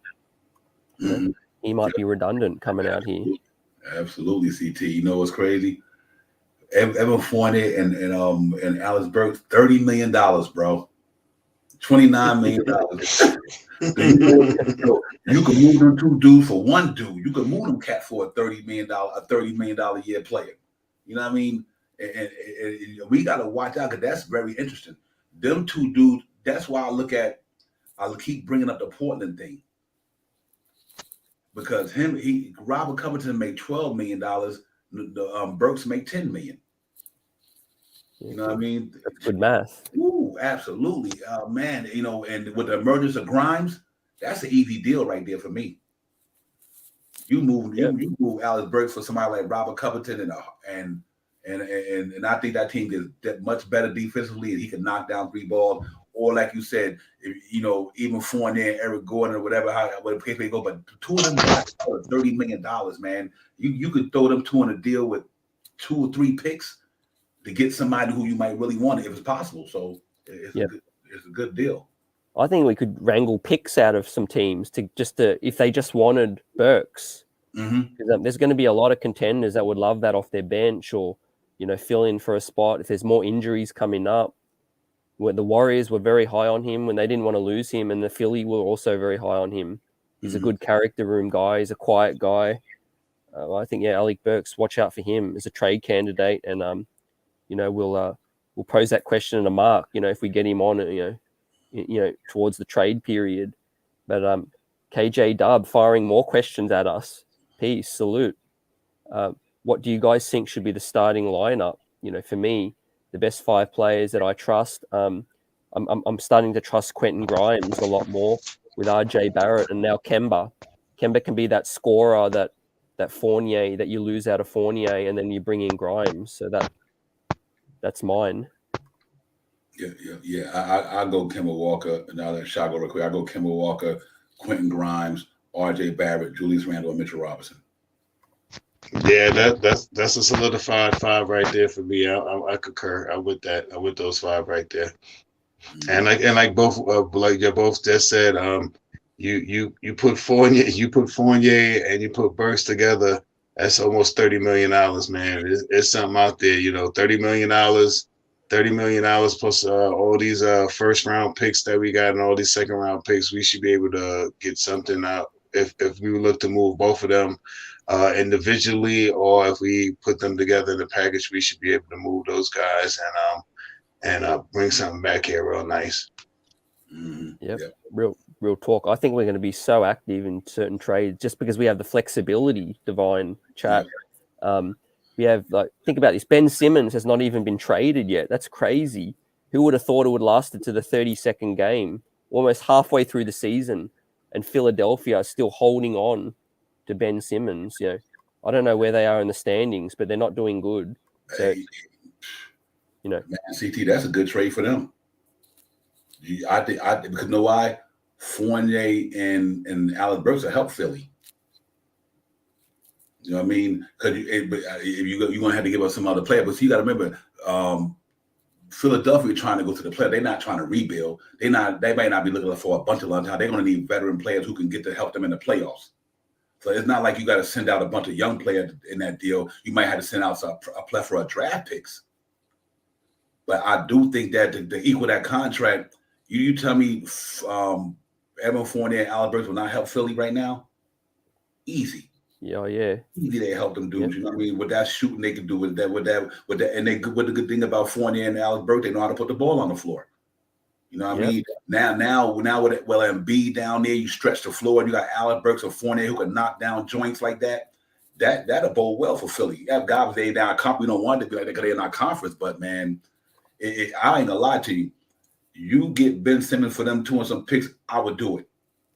And I'm not the biggest Ben Simmons fan, but damn, Ben Simmons in New York to get rid of Fournier and Alec Burks.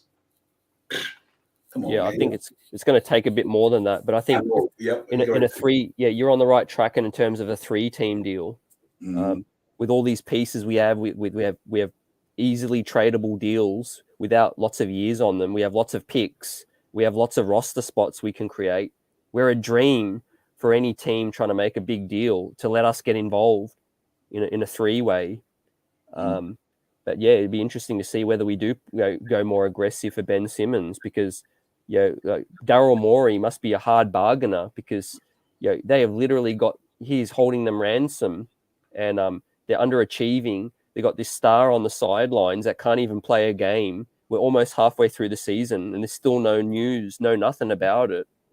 I mean, if I was a Philly fan, I'd be furious right now. Yep. Hey, real quick, Shaw Power, and I piggyback to the shot. Here's another thing we got to remember: Philly don't got no leverage.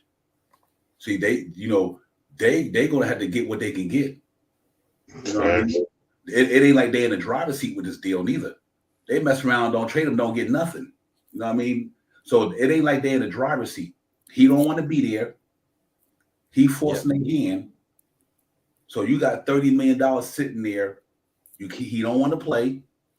So Philly not in a good situation with Ben Simmons. That's why I said you would be surprised how much what they might have to give up to get him. They might have to take what they can get.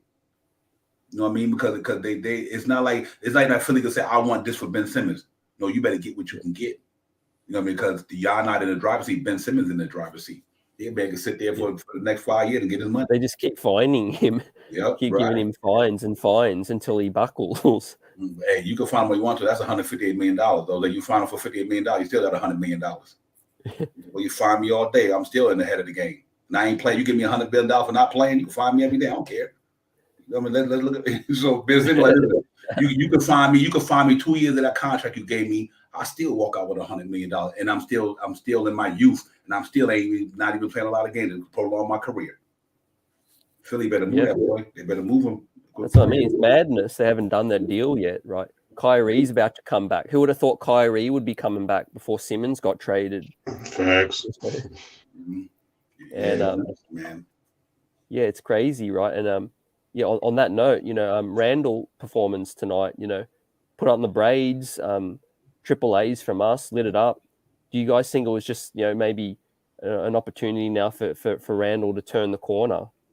He's copped a little bit of criticism recently, and the way Kemba Walker's been balling out, maybe he just needs to accept what's going on and just play more freely, move the ball quicker like he did tonight, and just shoot without hesitation. Yeah, he definitely played a good game tonight, man. And it all happens when you got a point guard that you trust. And this is something that Kemba is doing to Julius, man. He's making him pay attention to what he has to do to get in the game, man. And it's going to be like I said, this is going to be a long and hard fought season, and we're going to have a lot of things that we could do before this trade deadline, man. And I just know with Kemba, he really makes Julius look good. Once again, I have to say, you heard it tonight. Randall was mic'd up. He said to Kemba, "You get your rebound for the triple double and give me the ball, and I'll get you that assist." And that's what he did tonight. Okay. Yep. Nice. Yeah, that's some leadership there.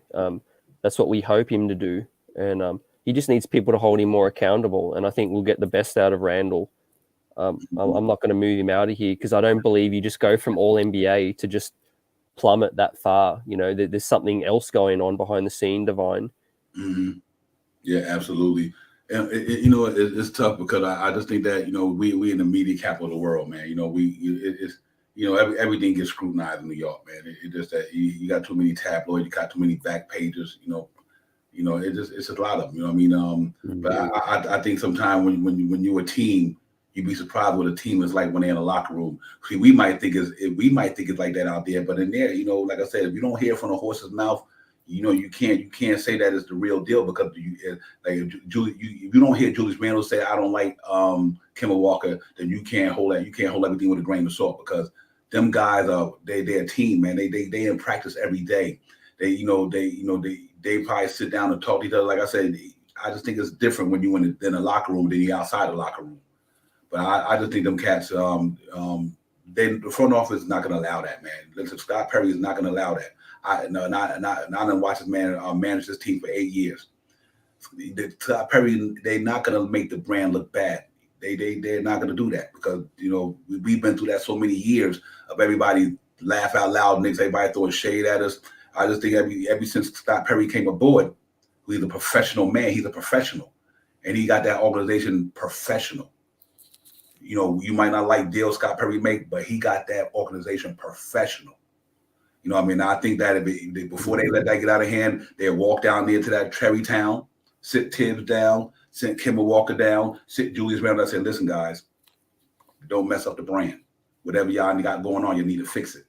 That's what they're about. I mean, them are the things that we don't see. So yeah, I don't read too much into that stuff. I didn't read too much into it when it happened. I just thought that he got benched because he wasn't playing good, and that was that. You know, that's how I'll leave it. You know what I mean? Because it's just basketball. I mean, I think that's what it is. And but like I said, it's New York City, man, and that's what happens. Yep. Yeah, absolutely. Hey, welcome Soulfinger number 12 to the panel. Salute, fam. Happy Christmas and happy holidays. Salute, Soulfingers. Merry Christmas, my brother.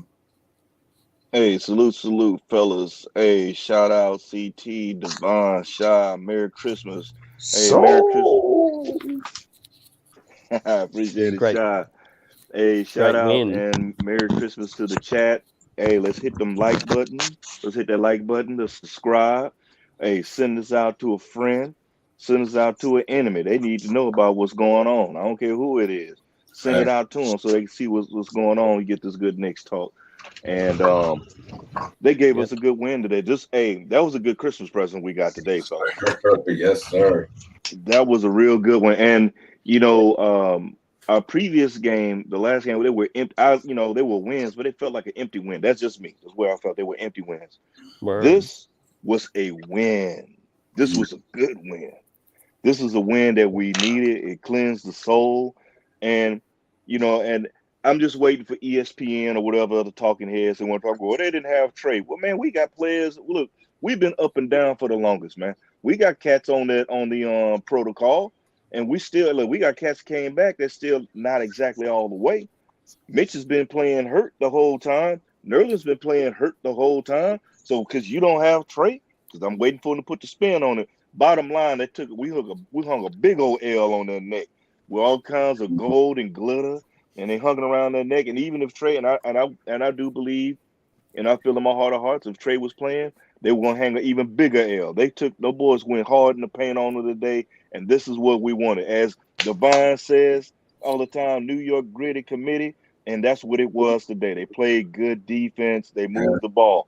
I'm not gonna lie, I did get a little tight with Randall because he missed Grimes in that corner because he was dribble, got double teamed, and it was and Grimes got it at the last with like a couple of seconds to really shoot it up. I was upset about that one because I was like, look, man, give that ball to as people calling him Allen Grimes. I'll call him Klay Thompson because if you took DNA from Klay Thompson and Allen Houston, the product is Quentin Grimes. That's what it is right there, man. This young cat is special. He's a sniper. He plays defense like a pit bull on a bone. And when Deuce gets back, you're gonna have both of them. I mean, come on, bro. The future is really bright. The future is still bright. Facts. Not gonna go overboard on it like that, but it was a really good win, and we needed that to set things off. And I see us running off on another, going on a 4-game win streak right off the rip. If we keep playing defense like we're doing. Hey, CT, real quick.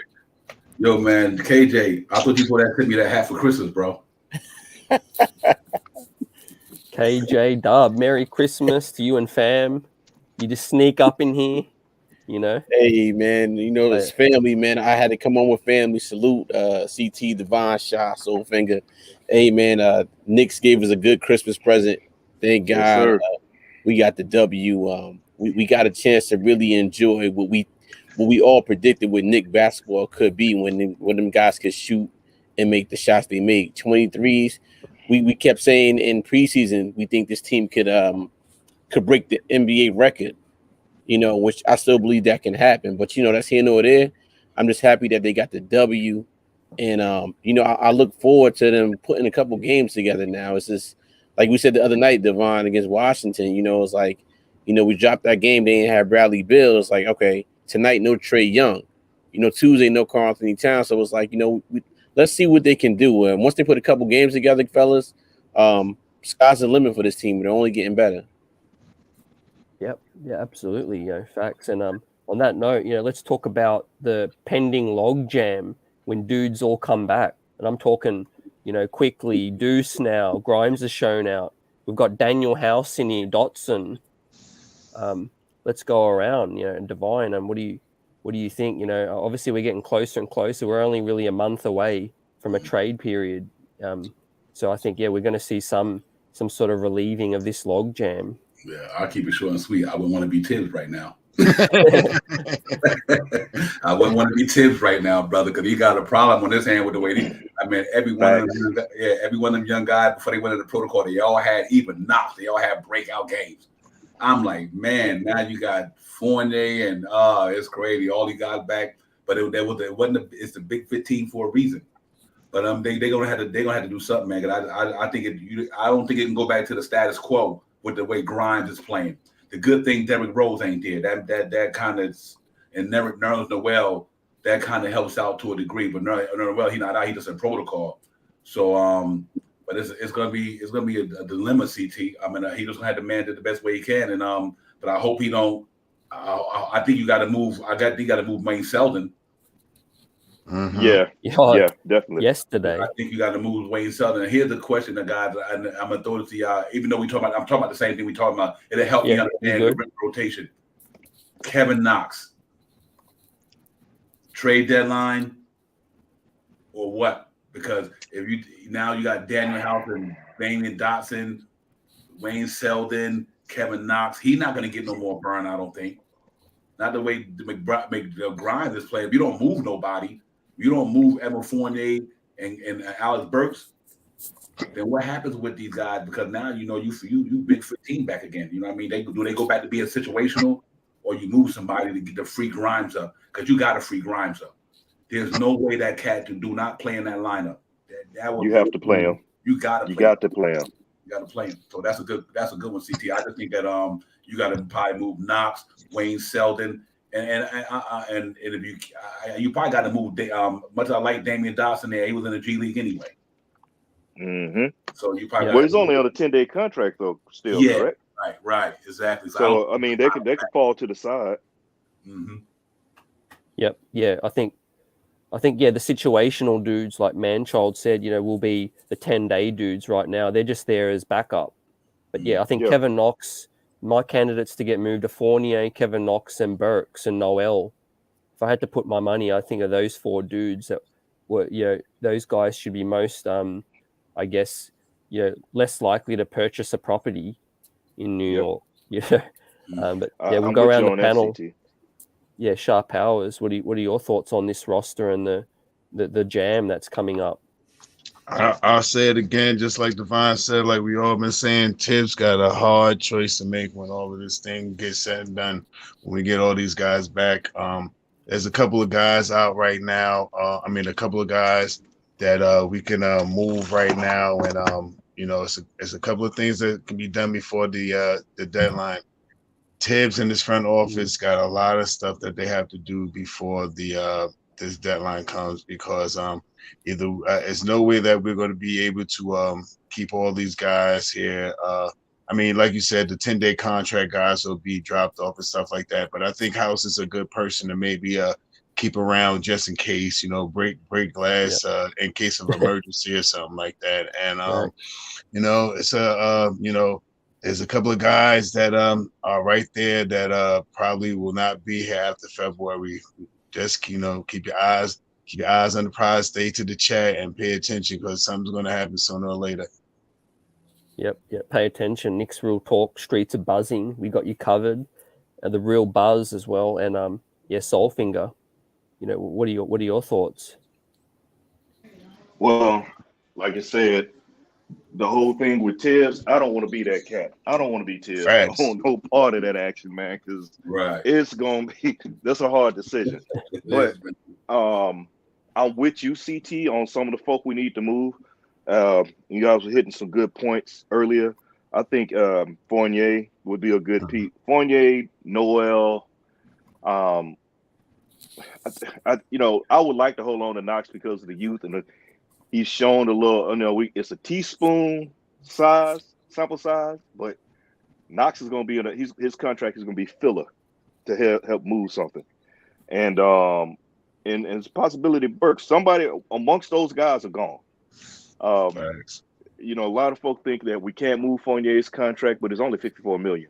Right. And like you said, and you know, Devon, I was with you too as well, because you know I've said something about Robert Covington, but also I read, I won't say it was either Bleacher Report or one of the nights my insomnia had me, and I was going through just reading articles through Google about little things I have that are mainly attached with the Knicks, and then, you know, talking about Cam Reddish. Cam Reddish, I think Atlanta, you know, got him up because they got to figure out what they got to do, and their money's tied up. So Cam Reddish is a piece I would like to see us bring in as a young, small forward, and the chemistry that he and RJ have.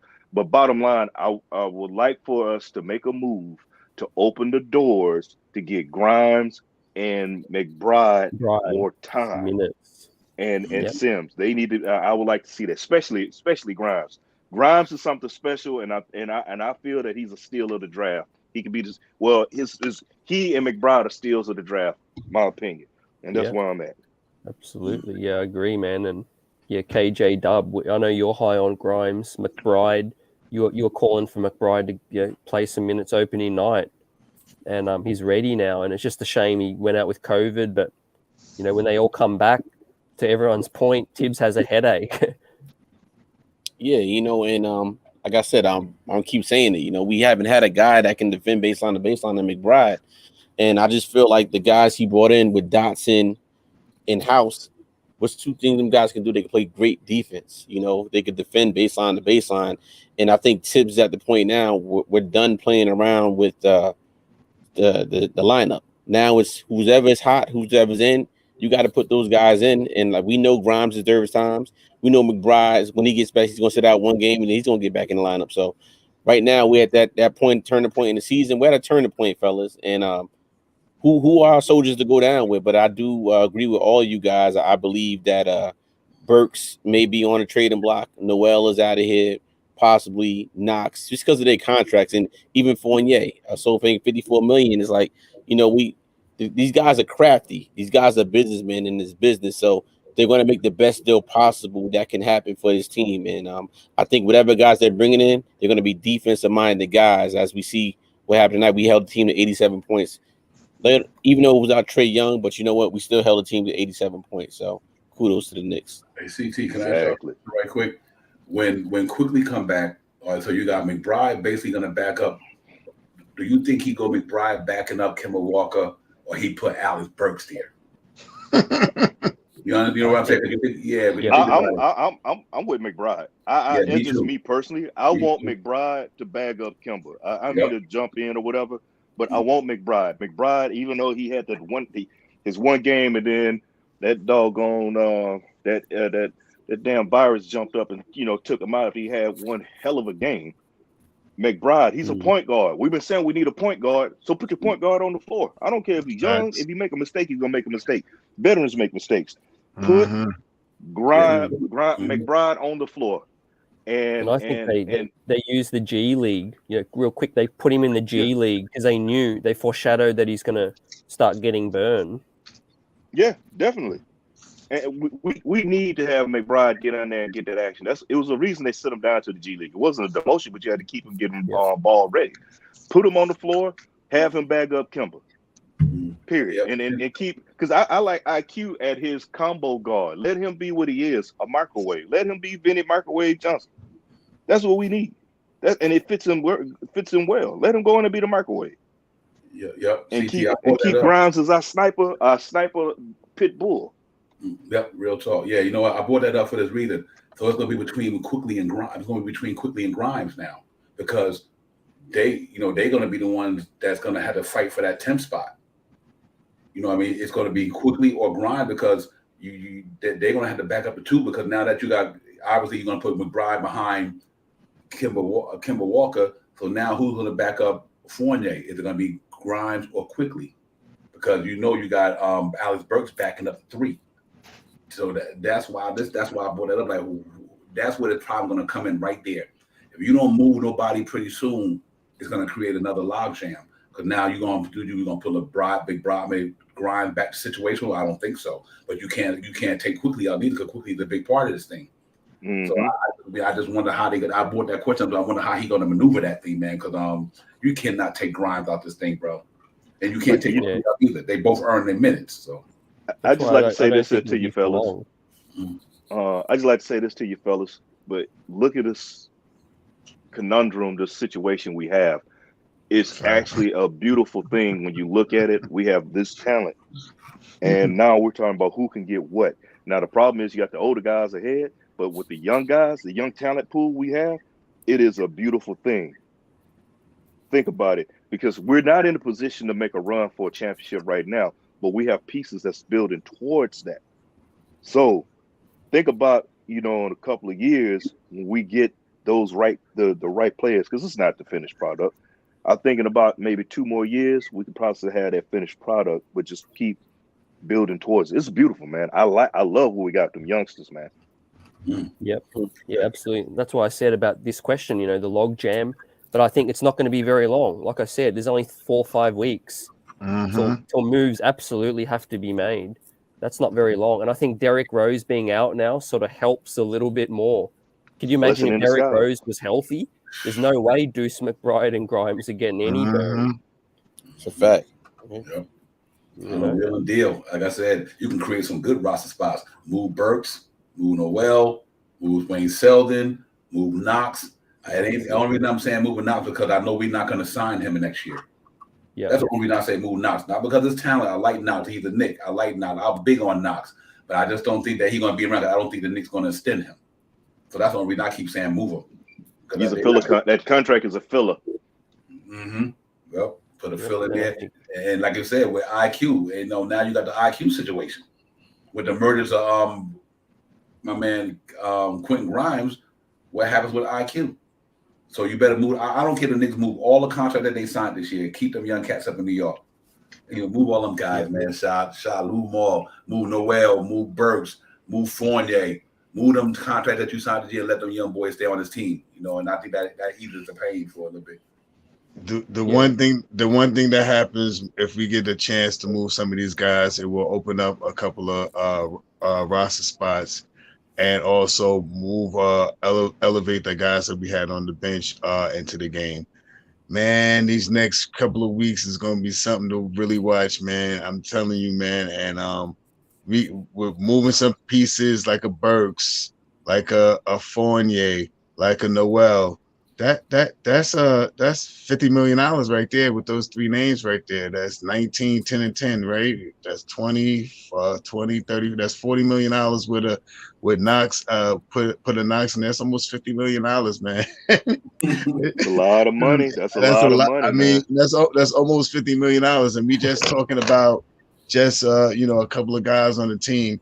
It's going to be funny to watch how we sit back here and how we talk about what happens in these next couple of weeks to come before this deadline, man.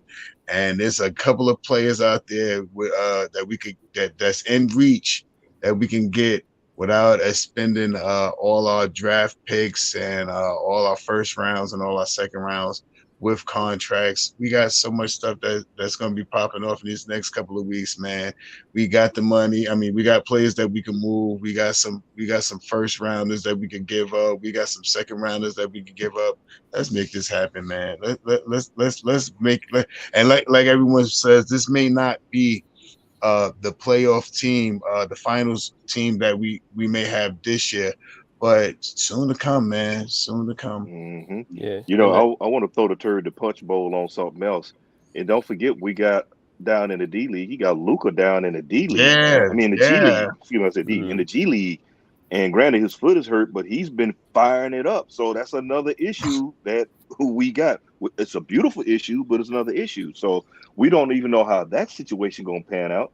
And then let me throw another turd in the punch bowl. We forgot about our draft and stash we got over there in Rokas. Jokers, yeah. No, these are going to be in a bigger package. But the next question I want to ask everyone is, it's sort of stemming from this, is Kemba Walker's now established as the starting point guard, but how many minutes should he continue to play?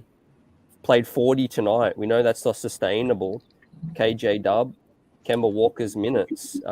Because this could determine how much McBride might get, or determine how much other dudes get to play.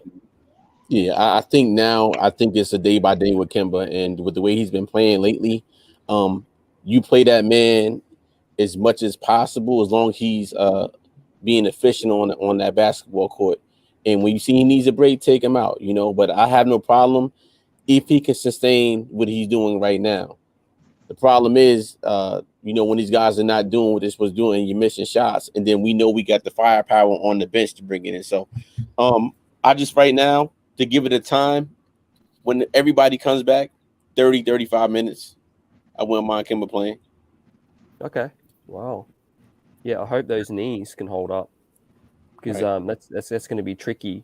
Because I think he's playing real well now, partly because he had obviously 9 games rest. There's talk those knees are bone on bone, and things like that. So that bears to watch, and that's why I can't wait for Deuce McBride to get back.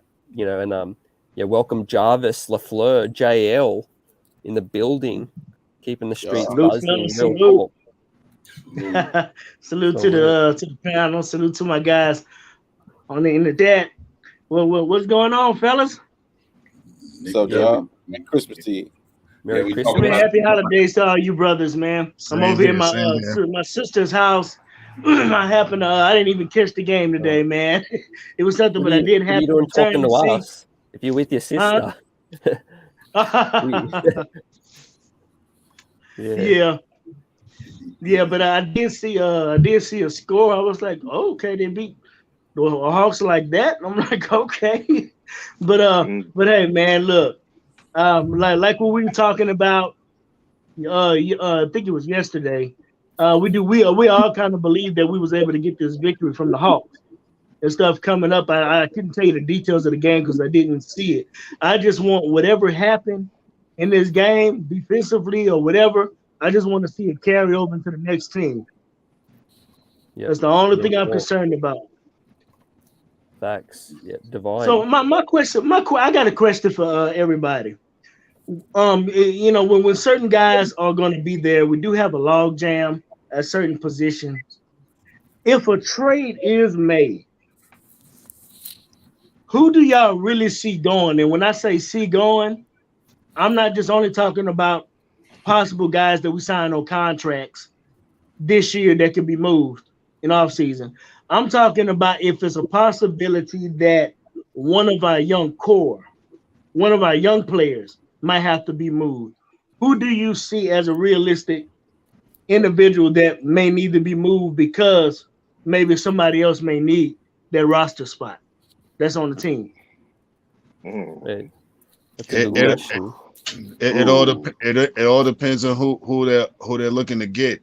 Like if you were to make a move for maybe like a DeAndre Fox or something like that, we might have to include I hate to say this out loud, but maybe a Obi or a IQ with some of these big ticket names like Fournier and Burks. It all depends on who's moving out. That to me, anybody can get it on the team. I hate to say it out loud. I don't want none of them to get moved. The team that we got, that we formatting right now, I like everybody that's on the team right now. But if you're looking at someone like a Murray or Fox or maybe even I think I forgot this other point guard name, but whoever it is, if we want to get somebody that's going to really hold this team down, we might have to give up one of them young guys, man. And, some that, we had to bite down and chew on some leather or some bark or something like that. But, if you're pulling in somebody like a Fox or a DeAndre Murray, blah, blah, one of these younger guys might have to go because we're getting some a younger player to come in and regulate with the team. Yep. Facts. Divine. I think it might be IQ. I hate to say that. I like IQ. I like IQ because IQ he's getting better, but I think he might be that dude because of Quentin Grimes. I just think I think right now, to be honest with you, if they don't trade Kemba Walker, the Knicks gonna just keep Kemba Walker and McBride and Derrick Rose at the 3, at the 1. I'm gonna say at the 1 spot, the 3 guard at the 1 spot. It might be IQ. I hate to say that, man, and because it might not be that friendship, loyalty. Because you went to Kentucky, Kenny Payne. It might not be none of that no more. They be like, we got to bring in. We got to get a guy that's gonna make our team better. And I hate that IQ playing good ball for us, man. It's tough. It's tough. Yeah. And to be honest with you, Divine, I asked that question because I can see a real possibility that one of the young guys will not be here if we make a trade. And the one to me that seems to be the most all out, regardless of being a Nick favorite or not, is the one that Divine hit straight on the head. To me, it's IQ because there's more of a logjam at that possible position than any other position. And that's why I asked that question. And see what, and the reason why stuff like that comes up is one thing to say that I'm about the team or I'm about the team, not just about the player. If any move we made, long as it makes the team better, I'm all for it. But what about when it's a player that tugs at your heartstrings? Yep. KJ Dub. So I'm saying we just got to embrace all the scenarios and possibilities going forward because it's a possibility one of our young guys may not be here. The one that I don't see going, be honest with you, I don't see Deuce going. And be honest with you, I don't see Grimes going. Okay, KJ Dub. We're going to keep the flow going. Appreciate everyone's contributions. KJ Dub. Yeah, no, absolutely. I agree with you. I agree with it to be IQ. And when I assess these players, I look at what can IQ do better than Deuce McBride? What can Deuce McBride better than IQ and Grimes? Even though IQ played with us last year, but that would be my person, the odd man out. And a lot of these teams we negotiating, they wanted a nice young budding star, and IQ has that pedigree.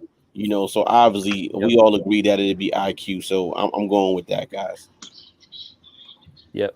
Part of me was thinking, obviously, the log jam with Obi and Randall would play a big part because they'd have to make a decision long term.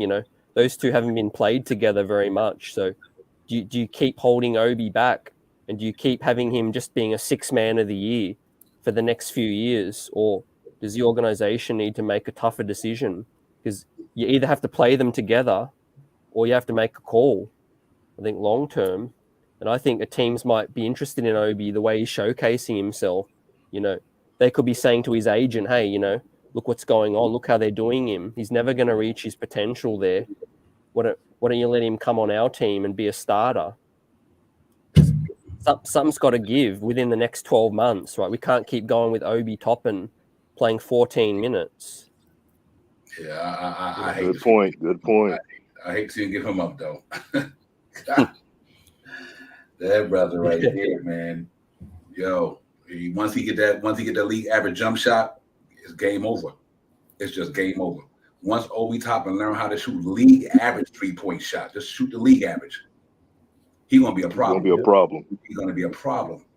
And that's a tough call right there, man. CT, it really is, man. I'm glad you brought that up because I think that kid gonna be special in New York City, man. I just think that he got the fit for it. The up and down game, energetic, can leap out the building, dunk with the best of them, and he rebound with force too. Watch when you see Obi Toppin such a rebound, it's like boom. I'm like, that's a good one, man. I swear I'm big on Obi, man. I just think that he got a bad deal last year, him and quickly because of the COVID situation.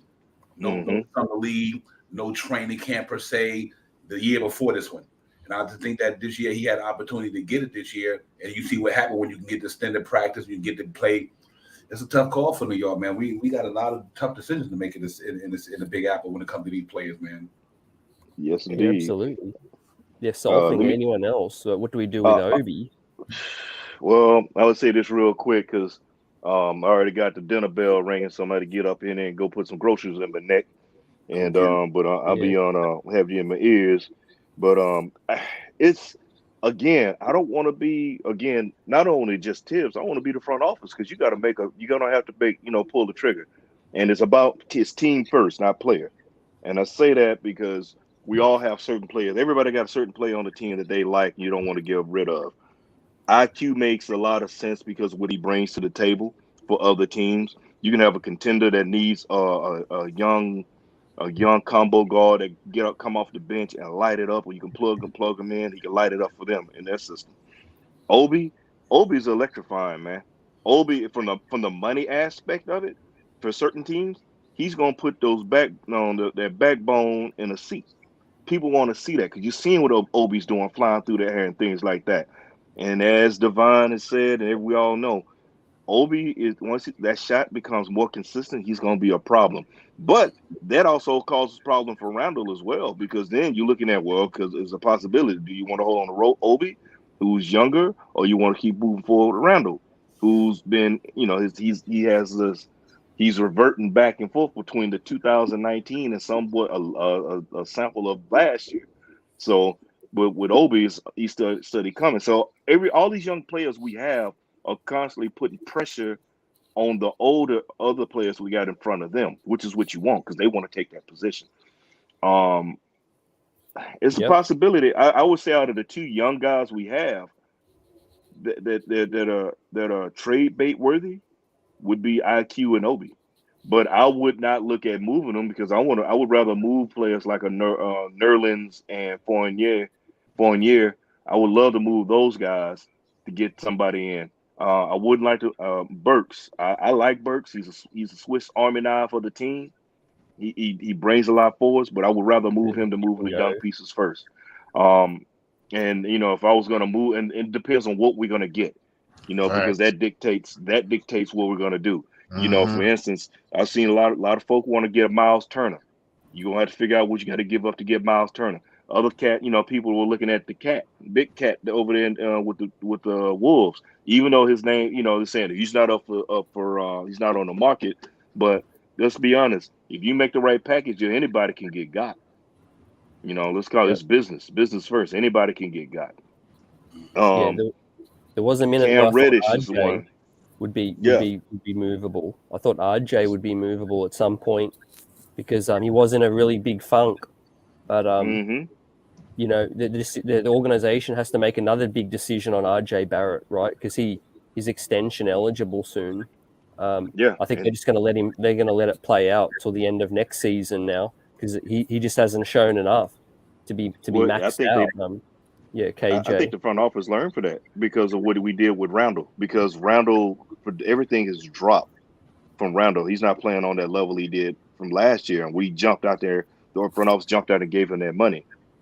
He played well. We didn't have to. We could have worked with him, let him play it out this year, but they jumped out there and gave him the money. So it's a possibility they may do the same thing with RJ. So with that, hey, Merry Christmas, fellas. I'm going to be in the background. I'm about to go put these groceries in my neck. Hey, let's get ready for our next game is Tuesday? Yep, Minnesota. So, Minnesota. Let's go hang an L on their neck and keep on hanging some more L's on some other people's neck. Get back to 500. Get to 500 and get back in this hunt for this playoff seed, not the play-in, playoff seed. With that, hey, fellas in the chat, my home state homeboy Jarvis, big up, salute everybody, Knicks Nation. Enjoy your holidays, keep eating, and hey, Merry Christmas. Merry Christmas. Salute in your fam. Appreciate it. Salute. Yeah, CT. To that point, I'm happy you brought up RJ. We got a lot of decisions. We got to see in the next 3-4 years. Are we looking at another big three in the Knicks in Grimes, McBride, and Obi? That has to be a question that we got to think about, for the future. Is that our big three that we can see in the next 5 to 10 years on this very team right here to see the home? So I do believe if a trade does happen, it could be for one of the young players, but along with some older vets, because we have to see these young pieces mold together. And we got to ask ourselves, when's the last time we had a lot of these young pieces staying 3, 4, 5 years and molding? We haven't had that in years. So it's at that time the Knicks are trying to grow a culture, and the way to grow the culture is by keeping a little bit of more pieces that we got and not trading everybody away. Like we getting rotten fruit for years. We trade all our people away, and then we bring in more people. Them days should be over. Hopefully it's over. But you know what? I believe Leon Rose and World Wide West is going to make the best deal possible for that team, and Tibbs just have to coach these guys. So I'm with you guys. A trade is going to happen. Veterans are going to go. Some young players are going to go, but we're going to keep a core of players. But which 3 core players we keep? I say I want to keep McBride, Grimes, and Obi. Everybody else is touchable. Yep. I can see that. I can agree. And let's get ready to close it down for tonight. Appreciate everyone coming through. Christmas evening. The Knicks gave us a beautiful dub. I'm joined by some Kings on the panel. Appreciate everyone that's come through. KJ Dub, Jarvis, take us out for tonight. Hey, just feeling good, spending time with the family. I see all you guys look like y'all feeling good, and what a way to have a nice little present today to make us all smile, man, with the victory of the Knicks over the Hawks. Just wish I could have watched that game today, but hey, man, it's all good, man. There'll be more Knicks games, but this time to spend with the family is a little bit more priority and precious to me at this time. But hey, man, let's just on to the next game, and we'll see what happens, man. But our coaching staff and front office definitely got some decisions going forward to make, and I'm gonna trust that they're gonna make the right ones, because I believe they're evaluating the moves that they've already made, and they're strategically looking at, okay, we can do this better. We're already making account of what players we feel we need here, guys that they feel are gonna stay, and everybody else. Hey, man, loved you while you were here. Appreciate you, but at some point we may have to move on from some players. But hey, man, it's all good. It's all love. And we have an opportunity to do something special. So one game at a time. Let's see if we can get a back-to-back that we haven't got for a few months, man. Let's see if we can get us a back-to-back. Because the only way you can get the two, you have to first get one. Well, we got one out the way. You got an opportunity to get two. Before you can get the three, you got to get two. So that's the next mission. Let's just get this next game. Absolutely. Absolutely. Merry Christmas. Happy Kwanzaa, everyone. CT, as always, thank you for allowing me to come on the platform. Devon, Shy, Jarvis, always good seeing you guys, especially on this beautiful day. Again, like I said, just all we have to see is consistency. Consistency is key. We know when this team is making 3-pointers, can't anybody defend us in the league, period. So let's continue to grow off that. Let's see these young guys play. And that's pretty much it, guys. That's all I got to say. But thank you, CT, Devon, Shy, Jarvis. Appreciate you guys. Appreciate you all coming through. Salute, my guy. Sharp Hours, as always, coming in here with great, wise knowledge. Yep. Let's see you on the next one. Yeah, man. Salute to my guys, man. Happy holidays, man. Go eat some food and do some things. Everybody looking fresh to death on the thing. Everybody look like they went out to the barbershops and got themselves straightened up and freshened up and stuff like that. Salute to the chat. You know what I mean? That's where it's at, like Devon say. One big thing I just want to say is in these next 6 weeks or so, things will be changed, and the front office and Tom Thibodeau has some big choices to make. Let's sit back, relax, and see what happens. Let's hopefully we go. Remember, the next, I think, 12 games or so, we're playing teams that are at 6 or under, with maybe 500 records and stuff like this. This would be a great way to go into the new year and win a couple of games. Big up to the fan base, and big up to the chat. Yep. Yes, sir. A salute to all of you, all the Kings on the panel, the chat, from Knicks Real Talk. Streets are buzzing. We are brother channel, so if you haven't already subscribed, Knicks Real Talk, we're on there. We're on here. We're everywhere. Divine, appreciate you. Let's get it. Yeah, real talk. I want to make this one quick thing, man. Go get Robert Covington and Nurkic. Check it out for Nurkic, for Nerlens Noel, and Kimball. And Alice Burks. End of the year, that's $25 million off the books this year. This year, you go make that trade for Alice Burks and Noel for Nurkic and Robert Covington. They on a $12 and $13 million aspiring. The Knicks they get rid of Noel and Burks' contract for the next couple of years. Go make it happen to y'all.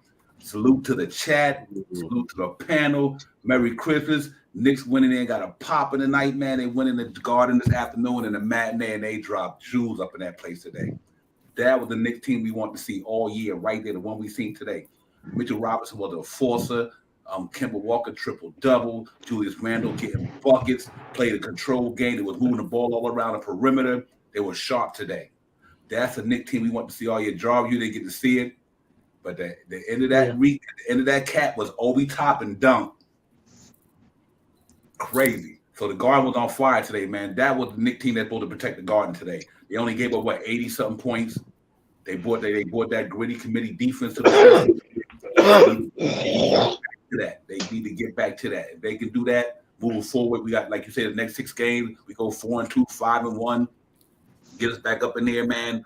We'll be ready to roll, man. I think if we can maintain and get to that 500 for this second half of the season, I think we're gonna be all right in New York City. But great show, great win, great Christmas. Y'all finished going and enjoying yourself tonight, man. It's 9:30, and it's Sunday, so we got to get up and go to work Monday, most of us. So so enjoy it, man. It was a great show, great panel. Jarvis, Shaw, KJW, all of y'all, man. Y'all guys know how we get down. Salute to the chat. That's where it's at. Y'all guys is phenomenal, man. Y'all keep, man. Enjoy your night, man. It ain't over yet. But the Knicks gave us a good Christmas present, man. I couldn't ask for nothing else. That probably was the best present I had all day was how the one my wife gave me. So, good. See you next week. Let's get it. New York Knicks face the depleted Minnesota Timberwolves again, without Cat, without Anthony Edwards, without D'Angelo Russell, without Pat Bev. We could be on this winning streak. Let's get it. Christmas Day could catapult us and get our season back on track. And I'm about to close it out with the J Boogie, Cully, and Papa Left anthem. We back on Christmas. Enjoy it. We'll salute. See you next week. Peace. Let's get it. Hey. It's a jolly time of the year, right before the new year. Ain't no other squad better on this day than the Knicks. We back. Best time of the year, they say it's Christmas. Little kids can't wait to see it's Christmas. New clothes, new toys, mean it's Christmas. You see the Knicks, we back, we on Christmas. It's so pretty when you can see the snowfall. That red nose, tell them that it's Rudolph. Chestnuts roasting, the Knicks stay roasting. Tell the whole league we hosting. 12 noon, we back 12 in the 2/5. Biggest tree in the world filled with presents. Little kids, they checking off their wish list. Ho, ho, ho, we celebrating this Christmas. Jingle bell, first game playing in the Garden. Tell Santa we got the whole league watching. Right before we celebrate the new year. James Dolan crossing with the reindeers. Parker decks, they filled with no room garage. When it comes to the flow, this here's eggnog. Best believe your boy, yeah, I'm on my job. Celebrate your Christmas with the Knicks squad. The best place in the world, that bag stay shopping. I AD my wrist so you can keep watching. Shopping sprees all over, this is Times Square. Then it's back to the game at Madison Square. Best time of the year, they say it's Christmas. Little kids can't wait to see it's Christmas. New clothes, new toys, mean it's Christmas. You see the Knicks, we back, we on Christmas. It's so pretty when you can see the snowfall. That red nose, tell them that it's Rudolph. Chestnuts roasting, the Knicks stay roasting. Tell the whole league we hosting. Back on Christmas, J Boogie predicted this. You can't say St. Nicholas without nicking it. The Knicks on Christmas should be ubiquitous. So shout out if you've been with us, sitting through the interim. Feels like we meant to win. Now that we got tips with us, potential is limitless. Gifts go down the chimney. Try to put the Grinch on me, pinch me, but I'm not dreaming. It's a new reality. New York is in the top seating. Seasons, greetings, Eastern Conference. Defense, the Gardens, Rockets. Best fans in the game. We don't do the home away split. Catch me at the Staples, baby. I make the sleigh live. 8 gifts, pulling up in the Cambridgers. About to lace the Garden with a pack of Frankincense and myrrh. Can't resist the urge. Knicks set new squad. Time to burn the competition sitting by the U-Law. Best time of the year, they say it's Christmas. Little kids can't wait to see it's Christmas. New clothes, new toys, mean it's Christmas. You see the Knicks, we back, we on Christmas. It's so pretty when you can see the snowfall. That red nose, tell them that it's Rudolph. Chestnuts roasting, the Knicks stay roasting. Tell the whole league we hosting.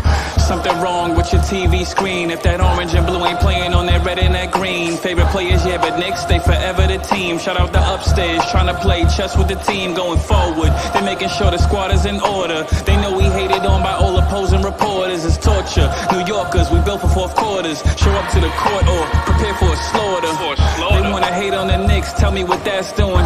Get that stuff out of here, shout out to Pat Ewing. 12 noon, jump all, just know we enemies. We trying to bring home the gold back from the 70s. Oh yeah, we back on Christmas. Christmas, oh no, can it be? Only us Knicks fans know the whole New York energy. If you ain't know what type of tension this is, Knicks Nation will see y'all on Christmas. Best time of the year, they say it's Christmas. Little kids can't wait to see it's Christmas. New clothes, new toys, mean it's Christmas. You see the Knicks, we back, we on Christmas. It's so pretty when you can see the snowfall. Their red nose, tell them that it's Rudolph. Chestnuts roasting, the Knicks stay roasting. Tell the whole league we hosting.